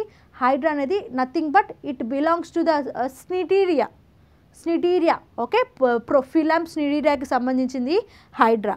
అంటే ఎగ్జాంపుల్ వచ్చేసి జెల్లీ ఫిష్, ఓకే, కోరల్స్ ఇవన్నీ ఎలా ఉంటాయి? స్టింగింగ్గా ఉంటాయి, స్టింగ్ అయి ఉంటాయి. ఓకే, ఇవి ఎలా ఉంటాయమ్మా? స్టింగ్ అయి ఉంటాయి, corals. So this porifera does not belongs to what? Hydraa.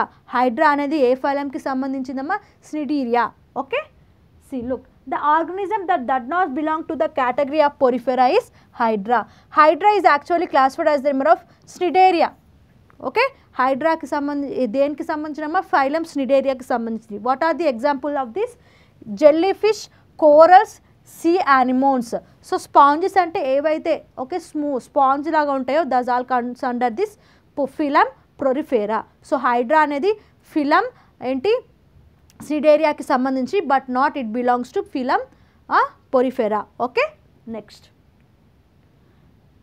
So which is the highest అంటే which is the largest phylum అమ్మ, which is the largest phylum Arthropoda, and which is the second largest phylum okay Chordata. Okay next. Which is a serious contagious bacterial infection that usually affects the mucous membrane of the nose and throat. ముక్కు మరియు గొంతు యొక్క శ్లేష్మ పోరాలను సాధారణంగా ప్రభావితం చేసే తీవ్రమైన అంటువ్యాధి bacterial infection ఏది? Meningococcal, diphtheria, shigellosis, chlamydia. So అది మన ముక్కు మరియు శ్వాసకోణాలకు ఏంటి మ్యూకస్ మెంబరేని బాగా ఎఫెక్ట్ చేస్తుందంట. What type of bacteria is that అని అంటున్నారు. Which causes diphtheria. So the name of that bacteria is what? Contagious infection that usually effects the mucus membrane of the nose and throat is what? Diphtheria. So మన mucus nose throat అనేది effect అయ్యే bacteria ఆ వ్యాధిని ఏమంటాం మనము? Diphtheria bacteria అంటాం, diphtheria వ్యాధి అంటాం. Okay. So the correct answer is diphtheria. Diphtheria is a bacterial infection that primarily affects the mucous membrane, nose, అదే విధంగా థ్రోట్. సో ఇది అవ్వడం వల్ల మనకి ఏమవుతుంది? Sore throat and the formation of a grey membrane in the affected area. చూడండి ఇది మన మ్యూకస్ మెంబరేన్, నోస్, థ్రోట్ ఇవన్నీ అఫెక్ట్ చేస్తుందంట ఈ డిప్థీరియా అనే డిసీజ్. ఓకే, ఇది ఒక బ్యాక్టీరియల్ ఇన్ఫెక్షన్. నెక్స్ట్ మెనింగోకోకల్ అనేది కూడా ఇది ఒక టైప్ ఆఫ్ బ్యాక్టీరియల్ డిసీజ్ అమ్మ. ఇది దేన్ని ఎఫెక్ట్ చేస్తుందంటే మన బ్రెయిన్ అండ్ స్పైనల్ కార్డ్ని ఎఫెక్ట్ చేస్తుంది, but not our nose and throat. Okay, next వచ్చేసి ఏంటమ్మా ఏంటి అంటువ్యాధి అయినప్పటికీ ఇది కూడా అంటువ్యాధియే. ఏంటి ఈ మెనింగోకోకల్ ఇది కూడా అంటువ్యాధి అయినప్పటికీ ఏంటి ఇది సాధారణంగా ముక్కు మరియు గొంతు యొక్క శ్వాసపోరల కంటే మెనింజెస్ మెదడు మరియు వెన్నుపామును చుట్టూ ఉన్న పొరలను ఇది ఎఫెక్ట్ చేస్తుంది. అర్థమవుతుందా? సో ఇది కూడా ఈ మెనింగోకోకల్ అనేది ఇది కూడా ఒక బ్యాక్టీరియల్ ఇన్ఫెక్షనే, అది కూడా ఒక అంటువ్యాధి. బట్ అది ఏంటి ముక్కు ఇంకా థ్రోట్ని ఎఫెక్ట్ చేయదు, అది మన వెన్నుముక్క మరియు బ్రెయిన్ని ఎఫెక్ట్ చేస్తుంది ఆ బ్యాక్టీరియల్ ఇన్ఫెక్షన్ అనేది. నెక్స్ట్ షింగోలాలిస్ అనేది కూడా ఒక టైప్ ఆఫ్ బ్యాక్టీరియా. అది మనకు ఆ బ్యాక్టీరియా ఇన్ఫెక్షన్ జరగడం వల్ల మనకు డయేరియా అంటే లూజ్ మోషన్స్, అదేవిధంగా గ్యాస్ట్రో ఇంటెస్టినల్ సిమ్టమ్స్ మన కడుపులో మంట ఇంకేంటి యాసిడిటీ ఇవన్నీ ఫామ్ అవుతాయి అన్నట్టు. ఇది కూడా ఒక బ్యాక్టీరియల్ ఇన్ఫెక్షనే. నెక్స్ట్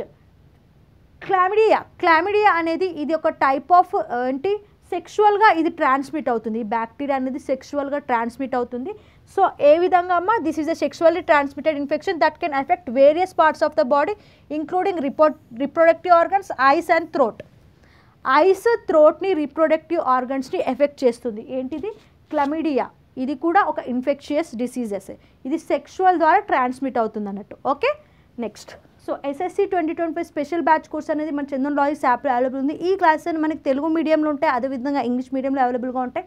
సో ఇందులో మొత్తం మనకు 1000+ వీడియో లెక్చర్స్ ఉంటాయి, ఫుల్ లెంత్ మాక్ టెస్ట్ ఉంటాయి, టాపిక్ వైజ్ మాక్ టెస్ట్ ఉంటాయి, అండ్ ప్రీవియస్ ఇయర్స్ ఎక్స్ప్లెనేషన్ కూడా ఉంటుంది. సో ఎప్పుడైనా ఎక్కడైనా మీరు వ్యాలిడిటీ ఉన్నంత వరకు 24/7 మీరు వీడియోస్ అనేది చూసుకోవచ్చు. SSC CGL 2025 special batch course కూడా మన చందన్ లాయిస్ యాప్లో అవైలబుల్ ఉంది. ఈ క్లాసెస్ కూడా మనకు తెలుగు మీడియంలో ఉంటాయి, అదేవిధంగా ఇంగ్లీష్ మీడియంలో కూడా అవైలబుల్గా ఉంటుంది. ఇందులో మొత్తం మనకు 1000+ అవర్ వీడియో లెక్చర్స్ ఉంటాయి, ఎగ్జామ్ ఓరియంటెడ్ స్ట్రాటజీస్ ఉంటాయి, అన్లిమిటెడ్ టైమ్ యాక్సెస్ అనేది ఉంటుంది. ఈ క్లాసెస్ కూడా మనకు తెలుగు మీడియంలో ఉంటాయి, అదేవిధంగా ఇంగ్లీష్ మీడియంలో కూడా అవైలబుల్గా ఉంటాయి. SSC CHSL 2025 special batch course కూడా మన చందన్ లాయిస్ యాప్లో అవైలబుల్ ఉంది. ఈ క్లాసెస్ కూడా మనకు తెలుగు మీడియంలో ఉంటాయి, అదేవిధంగా ఇంగ్లీష్ మీడియంలో కూడా అవైలబుల్గా ఉంటుంది. కంప్లీట్ కోర్స్ ఇందులో మనకు టాపిక్ వైజ్ మాక్ టెస్ట్ ఉంటాయి, ఫుల్ లెంత్ మాక్ టెస్ట్ ఉంటాయి, అన్లిమిటెడ్ యాక్సెస్ ఉంటుంది, పేపర్ ఎక్స్ప్లెనేషన్ కూడా మనకు ఇందులో ఉంటుంది. SSC CPO 2025 prelims plus mains complete course కూడా మన చందన్ లాయిస్ యాప్లో అవైలబుల్ ఉంది. ఈ క్లాసెస్ కూడా మనకు తెలుగు మీడియంలో ఉంటాయి, అదేవిధంగా ఇంగ్లీష్ మీడియంలో కూడా అవైలబుల్గా ఉంటుంది. ఇందులో మొత్తం మనకు 1000+ అవర్ వీడియో లెక్చర్స్ ఉంటాయి, ఫుల్ లెంత్ మాక్ టెస్ట్ ఉంటాయి, టాపిక్ వైజ్ మాక్ టెస్ట్ ఉంటాయి, ప్రీవియస్ ఇయర్స్ పేపర్స్ ఎక్స్ప్లెనేషన్ ఉంటుంది, అన్లిమిటెడ్ యాక్సెస్ కూడా ఉంటుంది. ఎస్ఎస్సి జీడీ ఎవరైతే 10th ఎలిజిబిలిటీతో సెంట్రల్ గవర్నమెంట్ జాబ్ సాధించాలనుకుంటున్నారో SSC GD is the best option for them. So దీనికి సంబంధించిన కంప్లీట్ కోర్స్ కూడా మన చందన్ లాయర్స్ యాప్లో అవైలబుల్ ఉంది. ఈ క్లాసెస్ కూడా మనకు తెలుగు మీడియంలో ఉంటాయి, అదేవిధంగా ఇంగ్లీష్ మీడియంలో కూడా అవైలబుల్గా ఉంటాయి. SSC MTS 2025 special batch course కూడా మన చందన్ లాయర్స్ యాప్లో అవైలబుల్గా ఉంది. ఈ క్లాసెస్ కూడా మనకు తెలుగు మీడియంలో ఉంటాయి, అదేవిధంగా ఇంగ్లీష్ మీడియంలో కూడా అవైలబుల్గా ఉంటాయి. ఎస్ఎస్సి జేఈ 2025 కంప్లీట్ కోర్స్ అనేది మన చందన్ లాయర్స్ యాప్లో అవైలబుల్ ఉంది. CBT1 as well as CBT2 core subjects related course కూడా మనకు ఈ కోర్స్లో అవైలబుల్గా ఉంటుంది. సో ఈ క్లాసెస్ కూడా మనకు తెలుగు మీడియంలో ఉంటాయి, అదేవిధంగా ఇంగ్లీష్ మీడియంలో అవైలబుల్గా ఉంటాయి.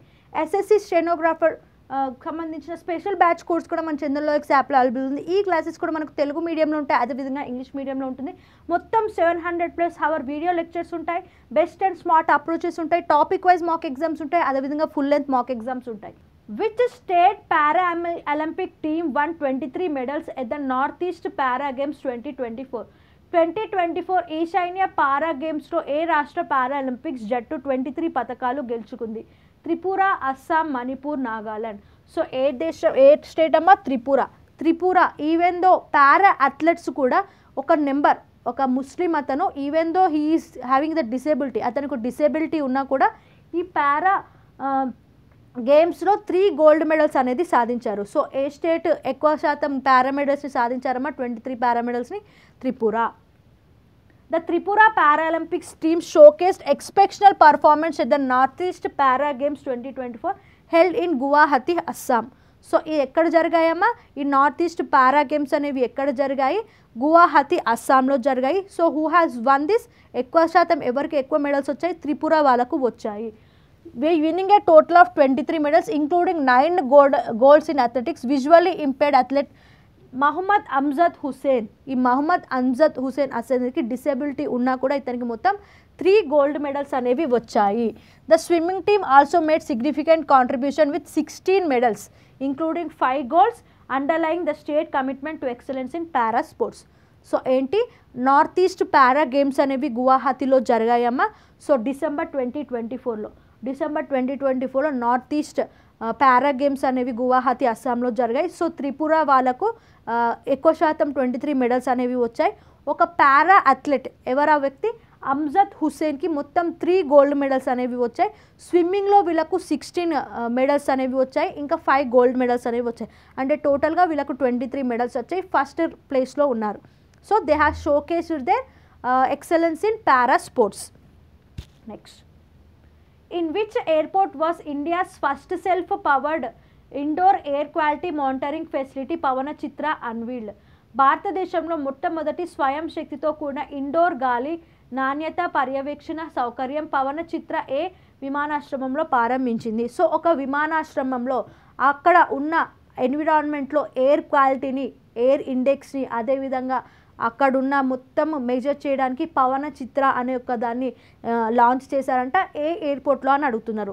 So where is that airport? The airport the name is Thiruvananthapuram international airport. So ఈ తిరువనంతపురం ఇంటర్నేషనల్ ఎయిర్పోర్ట్లో పవన చిత్ర అనే ఒక దాన్ని మానిటరింగ్ ఫెసిలిటీని ప్రొవైడ్ చేశారు. ఇది ఏమేమి చెక్ చేస్తుందమ్మా? Air quality, air index, environment, అదేవిధంగా వేస్టేజెస్, వీటన్నిటిని మానిటర్ చేస్తుంది అన్నట్టు. Okay. Thiruvananthapuram International Airport has become the first airport in India to have a self-powered indoor air quality monitoring facility. అది సెల్ఫ్గా ఎయిర్ క్వాలిటీని మానిటర్ చేస్తుంది అన్నట్టు. దాని యొక్క నేమ్ ఏంటమ్మా? Pavana Chitra. It was inaugurated by the union minister doctor Jitendra Singh. Okay, ఇది ఎవరు ఇనాగరేట్ చేశారు? Jitendra Singh. Who has developed this? CSIR NIIST. ఎవరు డెవలప్ చేశారమ్మా? CSIR NIIST డెవలప్ చేశారు. సో ఇది ఏం మెజర్ చేస్తుంది? It will tracks. ఈ పవన చిత్ర ఏమేమి ట్రాక్ చేస్తుంది? టెంపరేచర్ని, హ్యూమిడిటీని, కార్బన్ డైఆక్సైడ్ని, ఎయిర్ క్వాలిటీ ఇండెక్స్ని, అదేవిధంగా అన్ని ఇది మానిటర్ చేస్తుంది అన్నట్టు. ఎయిర్కి, పొల్యూషన్కి సంబంధించిన అన్నిటిని మానిటర్ చేస్తుంది ఈ పవన చిత్ర. ఏ ఇంటర్నేషనల్ ఎయిర్పోర్ట్లో లాంచ్ చేశారమ్మా Jitendra Singh garu? Thiruvananthapuram international airport. Okay. Showcasing temperature, humidity, carbon dioxide, air quality index, ఇవన్నిటిని అది మానిటర్ చేస్తుంది అన్నట్టు. Okay, Pavana Chitra it is a monitoring facilities. ఎక్కడ ఉంటుందమ్మా? తిరువనంతపురం ఇంటర్నేషనల్ ఎయిర్పోర్ట్లో లాంచ్ చేశారు జితేంద్ర సింగ్ గారు. ఎవరు డెవలప్ చేశారు? CSIR NIIST. ఓకే, సో ఇది ఏం చేస్తుంది? టెంపరేచర్, కార్బన్ డైఆక్సైడ్, ఎయిర్ క్వాలిటీని ఇవన్నింటి మానిటర్ చేస్తుంది అన్నట్టు. Okay, next, in which state was the Swar platform launch to bridge language barriers? భాష అడ్డంకాలను తొలగించడానికి స్వార్ వేదికను ఏ రాష్ట్రంలో ప్రారంభించారు? మహారాష్ట్ర, గుజరాత్, కర్ణాటక, రాజస్థాన్. సో ఎక్కడమ్మా? స్వార్ ఇనిషియేటివ్ అనేది ఏ రాష్ట్రంలో స్టార్ట్ చేశారు? Gujarat. Okay, so CM of Gujarat ఎవరు? Bhupendra Patel garu has launched this Swar యొక్క ఫుల్ ఫామ్ ఏంటి? Speech and return analysis research. Speech and return analysis రీసెర్చ్ని అంటే గుజరాత్ సీఎం ఎవరు? భూపేంద్ర పటేల్ గారు లాంచ్ చేశారు డిసెంబర్ 25th రోజున. ఎందుకోసము? To improve language barriers. వాళ్ళ స్టేట్లో లాంగ్వేజ్ బ్యారియర్స్కి ఎటువంటి ఆటంకాలు ఉండకుండా ఈ స్వర్ అనే ఇనిషియేటివ్ని డిసెంబర్ 25th లాంచ్ చేశారు. దేని ప్రకారంగా? భాషిని ఇనిషియేటివ్. ఓకే, దేన్ని బేస్ చేసుకున్నామా? భాషిని ఇనిషియేటివ్ మనకు తెలుసు కదా అందరికీ. So to improve accessibility and overcome language barriers for development with the భాషిని team. So భాషిని team అంటే తెలుసు కదా, ప్రతి స్టేట్లో ఆల్మోస్ట్ 20+ లాంగ్వేజెస్ని ట్రాన్స్లేట్ చేయడానికి ఈ భాషిని టీమ్ అనేది భాషిని యాప్ అనేది యూజ్ అవుతుంది. సో వీళ్ళతో టైఅప్ అయ్యి ఈ Gujarat CM Bhupendra Patel garu Swar speech and return analysis resource ప్లాట్ఫామ్ని వాళ్ళ స్టేట్లో డిసెంబర్ 25th 2024 లాంచ్ చేశారు. Okay, this initiative aligns with Gujarat efforts to enhance inclusivity and easy of living by making government services more accessible to all. So ప్రతి ఒక్కరికి government services చాలా access కావడానికి ఈ initiative అనేది తీసుకొచ్చారు. స్వర్ speech and return analysis resource platform. December 25న Gujarat ముఖ్యమంత్రి Bhupendra Patel స్వర్ speech and లిఖిత విశ్లేషణ వనరు ప్లాట్ఫామ్ను ప్రారంభించారు. ఇది పౌరులకు ప్రఖ్యాతను మెరుగుపరచడం మరియు భాష అడ్డంకాలను అధిగమించడం లక్ష్యంగా పెట్టుకుంది. సో ఎవరికైనా భాష రానప్పుడు ఈ స్వర్ అనే ప్లాట్ఫామ్ని యూజ్ చేస్తే వాళ్ళకు ఆ స్టేట్కి సంబంధించిన ఏవైనా ఏంటి స్కీమ్స్ అయినా అవన్నిటికీ ఈజీగా యాక్సెస్ పొందొచ్చు అన్నట్టు. సో అందుకోసమే డిసెంబర్ 25th రోజున speech and return analysis resource ప్లాట్ఫామ్ని భూపేంద్ర పటేల్ గారు లాంచ్ చేశారు గుజరాత్ స్టేట్లో. Next, at which location were INS Surat, INS Nilgiri and INS Vaghsheer dedicated to nation? INS Surat, INS Nilgiri, INS వక్షీలను ఏ ప్రదేశంలో జాతి అంకితం చేశారు? Visakhapatnam, Kochi, Mumbai, Chennai. So INS Vaghsheer, INS Nilgiri and INS Vaghsheer ఇవన్నీ ఏంటంటే submarines. Okay, submarines and large vessels ఇవన్నీ షిప్స్ అన్నట్టు. ఓకే, లార్జ్ బిగ్ వెజిల్స్, అదేవిధంగా సబ్మరైన్స్. ఇవి రీసెంట్గా ఎక్కడ లాంచ్ చేశారంటే ముంబైలో. Okay, prime minister Narendra Modi has launch this INS Surat, INS Nilgiri, INS Vaghsheer. These are what? Submarines. Prime Minister Narendra Modi commissioned 3 major naval assets, INS Surat, INS Nilgiri and INS Vakshir at the Naval Dockyard in Mumbai. ఎక్కడ commission చేశారమ్మా? Naval dockyard ముంబైలో commission చేశారు.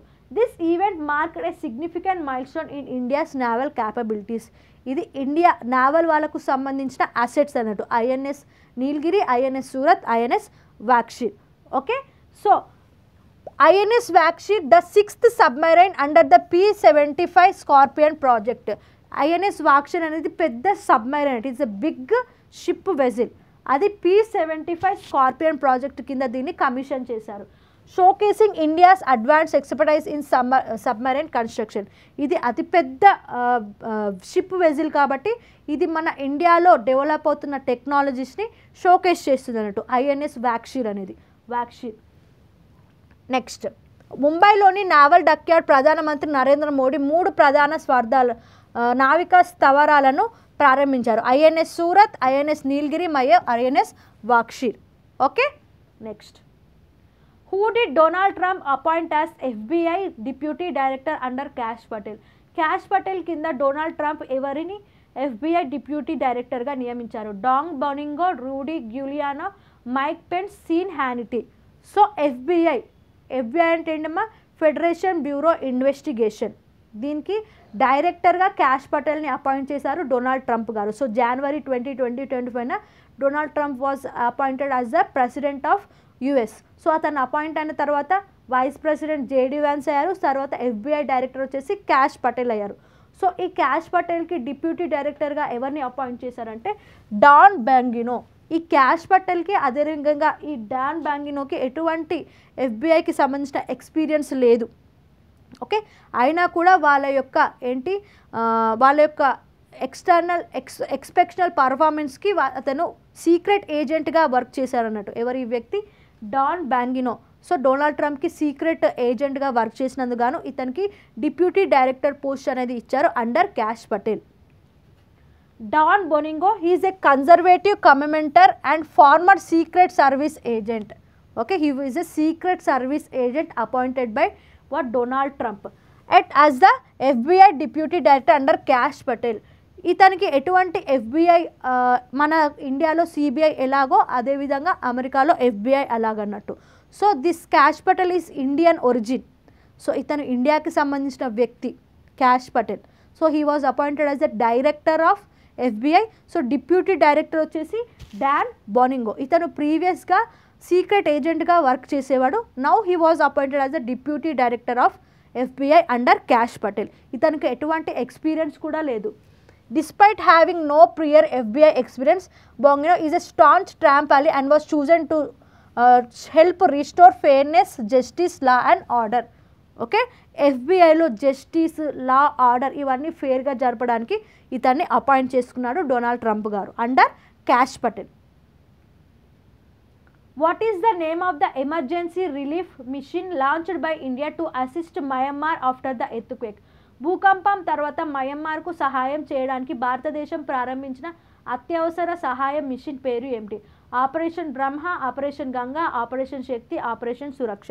So రీసెంట్గా మయన్మార్లో చాలా earthquakes వచ్చాయి. So thousands of peoples చనిపోయారు, చాలా నష్టం అనేది జరిగింది కదా. సో మన ఇండియా వాళ్ళకు మెడికల్ సప్లిమెంట్స్ అదేవిధంగా హ్యుమానిటేరియన్ ఎయిడ్ కింద చాలా సప్లై చేశారు. సో ఏ ఆపరేషన్ అనేది దానికి పేరు ఏం పెట్టారంటే ఆపరేషన్ ధర్మ. ఓకే, ఆపరేషన్ బ్రహ్మ. ఇండియా లాంచ్డ్ ఆపరేషన్ బ్రహ్మ. సో ఎప్పుడమ్మా మయన్మార్ ఎర్త్క్వేక్ అనేది ఎప్పుడు వచ్చింది? మార్చ్ 29, 2025 వచ్చింది. సో ఈ మార్చ్ 29, 2025 వచ్చింది కాబట్టి ఆపరేషన్ బ్రహ్మ కింద ఆ మయన్మార్ వాళ్ళకి హ్యుమానిటేరియన్ ఎయిడ్ కింద మెడికల్ సప్లైస్, ఫుడ్ ఇవన్నీ మన ఇండియా వాళ్ళు ఇచ్చారు. India launched operation Brahma as an emergency relief mission to provide humanitarian assistance to Myanmar. Okay, following the devastating earthquake on March 29, 2025. This mission included, ఈ humanitarian aid కింద ఈ machine operation బ్రహ్మ కింద ఏమేమి include అయ్యారంటే డిజాస్టర్ రిలీఫ్. సో ఎవరైతే శరణార్థులు ఉంటారో వాళ్ళని కాపాడడం, అదేవిధంగా సర్చ్ అండ్ రెస్క్యూ ఆపరేషన్స్, ఎవరైతే ఎక్కడైతే చిక్కుకొని ఉంటారో వాళ్ళని కాపాడడం, అండ్ మెడికల్ సపోర్ట్. చెప్పాను కదా, మెడికల్ సప్లైస్ కూడా హ్యుమానిటేరియన్ ఎయిడ్ కింద మయన్మార్ కంట్రీ వాళ్ళకు మన ఇండియా వాళ్ళు సప్లై చేశారు. India quickly mobilised resources with Indian air force aircraft carrying essential supplies and setting up A field hospital in the affected region.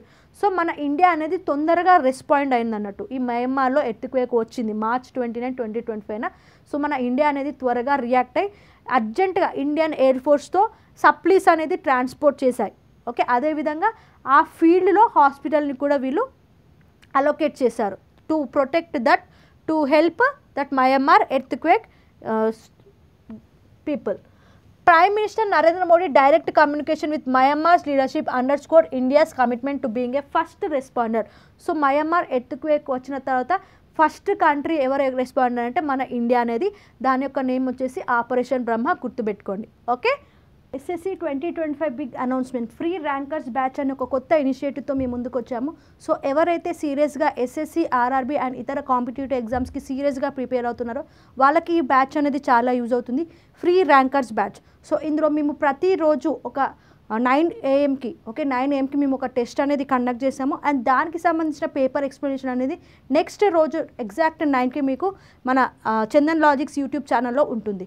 So ఈ ఇనిషియేటివ్ని ప్రతి ఒక్కరు utilise చేసుకోండి. ఓకే, సో సో ఎస్ఎస్సి 2025కి సంబంధించి మనకు జూన్లో ఆల్మోస్ట్ 6 to 7 నోటిఫికేషన్ డేట్స్ అనేవి release అయ్యాయి. దానికి సంబంధించిన ఎలిజిబిలిటీ అదేవిధంగా కోర్స్ డీటెయిల్స్ కూడా మీరు ఇందులో పొందవచ్చు. ఎస్ఎస్సి 2025కి సంబంధించిన ఫ్రీ ర్యాంకర్స్ బ్యాచ్ యొక్క ఫీచర్స్ ఏంటిదో మనం ఇప్పుడు చూద్దాం. 15 మాక్ ఎగ్జామ్స్ ఉంటాయి based on previous years. So latest PYQs ఉంటాయి కదా, సో దాన్ని బేస్ చేసుకొని మేము 15 మాక్ టెస్ట్ కండక్ట్ చేస్తాము. అండ్ దానికి సంబంధించిన ఫ్రీ పేపర్ ఎక్స్ప్లెనేషన్ కూడా ఉంటుంది మనకు ఇండియాస్ టాప్ ఫ్యాకల్టీ చేత. And unique and smart approaches ఉంటాయి, ర్యాంకర్స్ టైమ్ సేవింగ్ స్ట్రాటజీస్ ఉంటాయి, and complete guidance from Chandan sir కూడా మనకు ఈ ఫ్రీ ర్యాంకర్స్ బ్యాచ్లో ఉంటుంది. సో దాంతోపాటు it is not only useful for SSC exams, but ఇది ఆర్ఆర్బీ ఇతర కాంపిటేటివ్ ఎగ్జామ్స్ కూడా ఈ ఫ్రీ ర్యాంకర్స్ బ్యాచ్ అనేది చాలా యూజ్ అవుతుంది.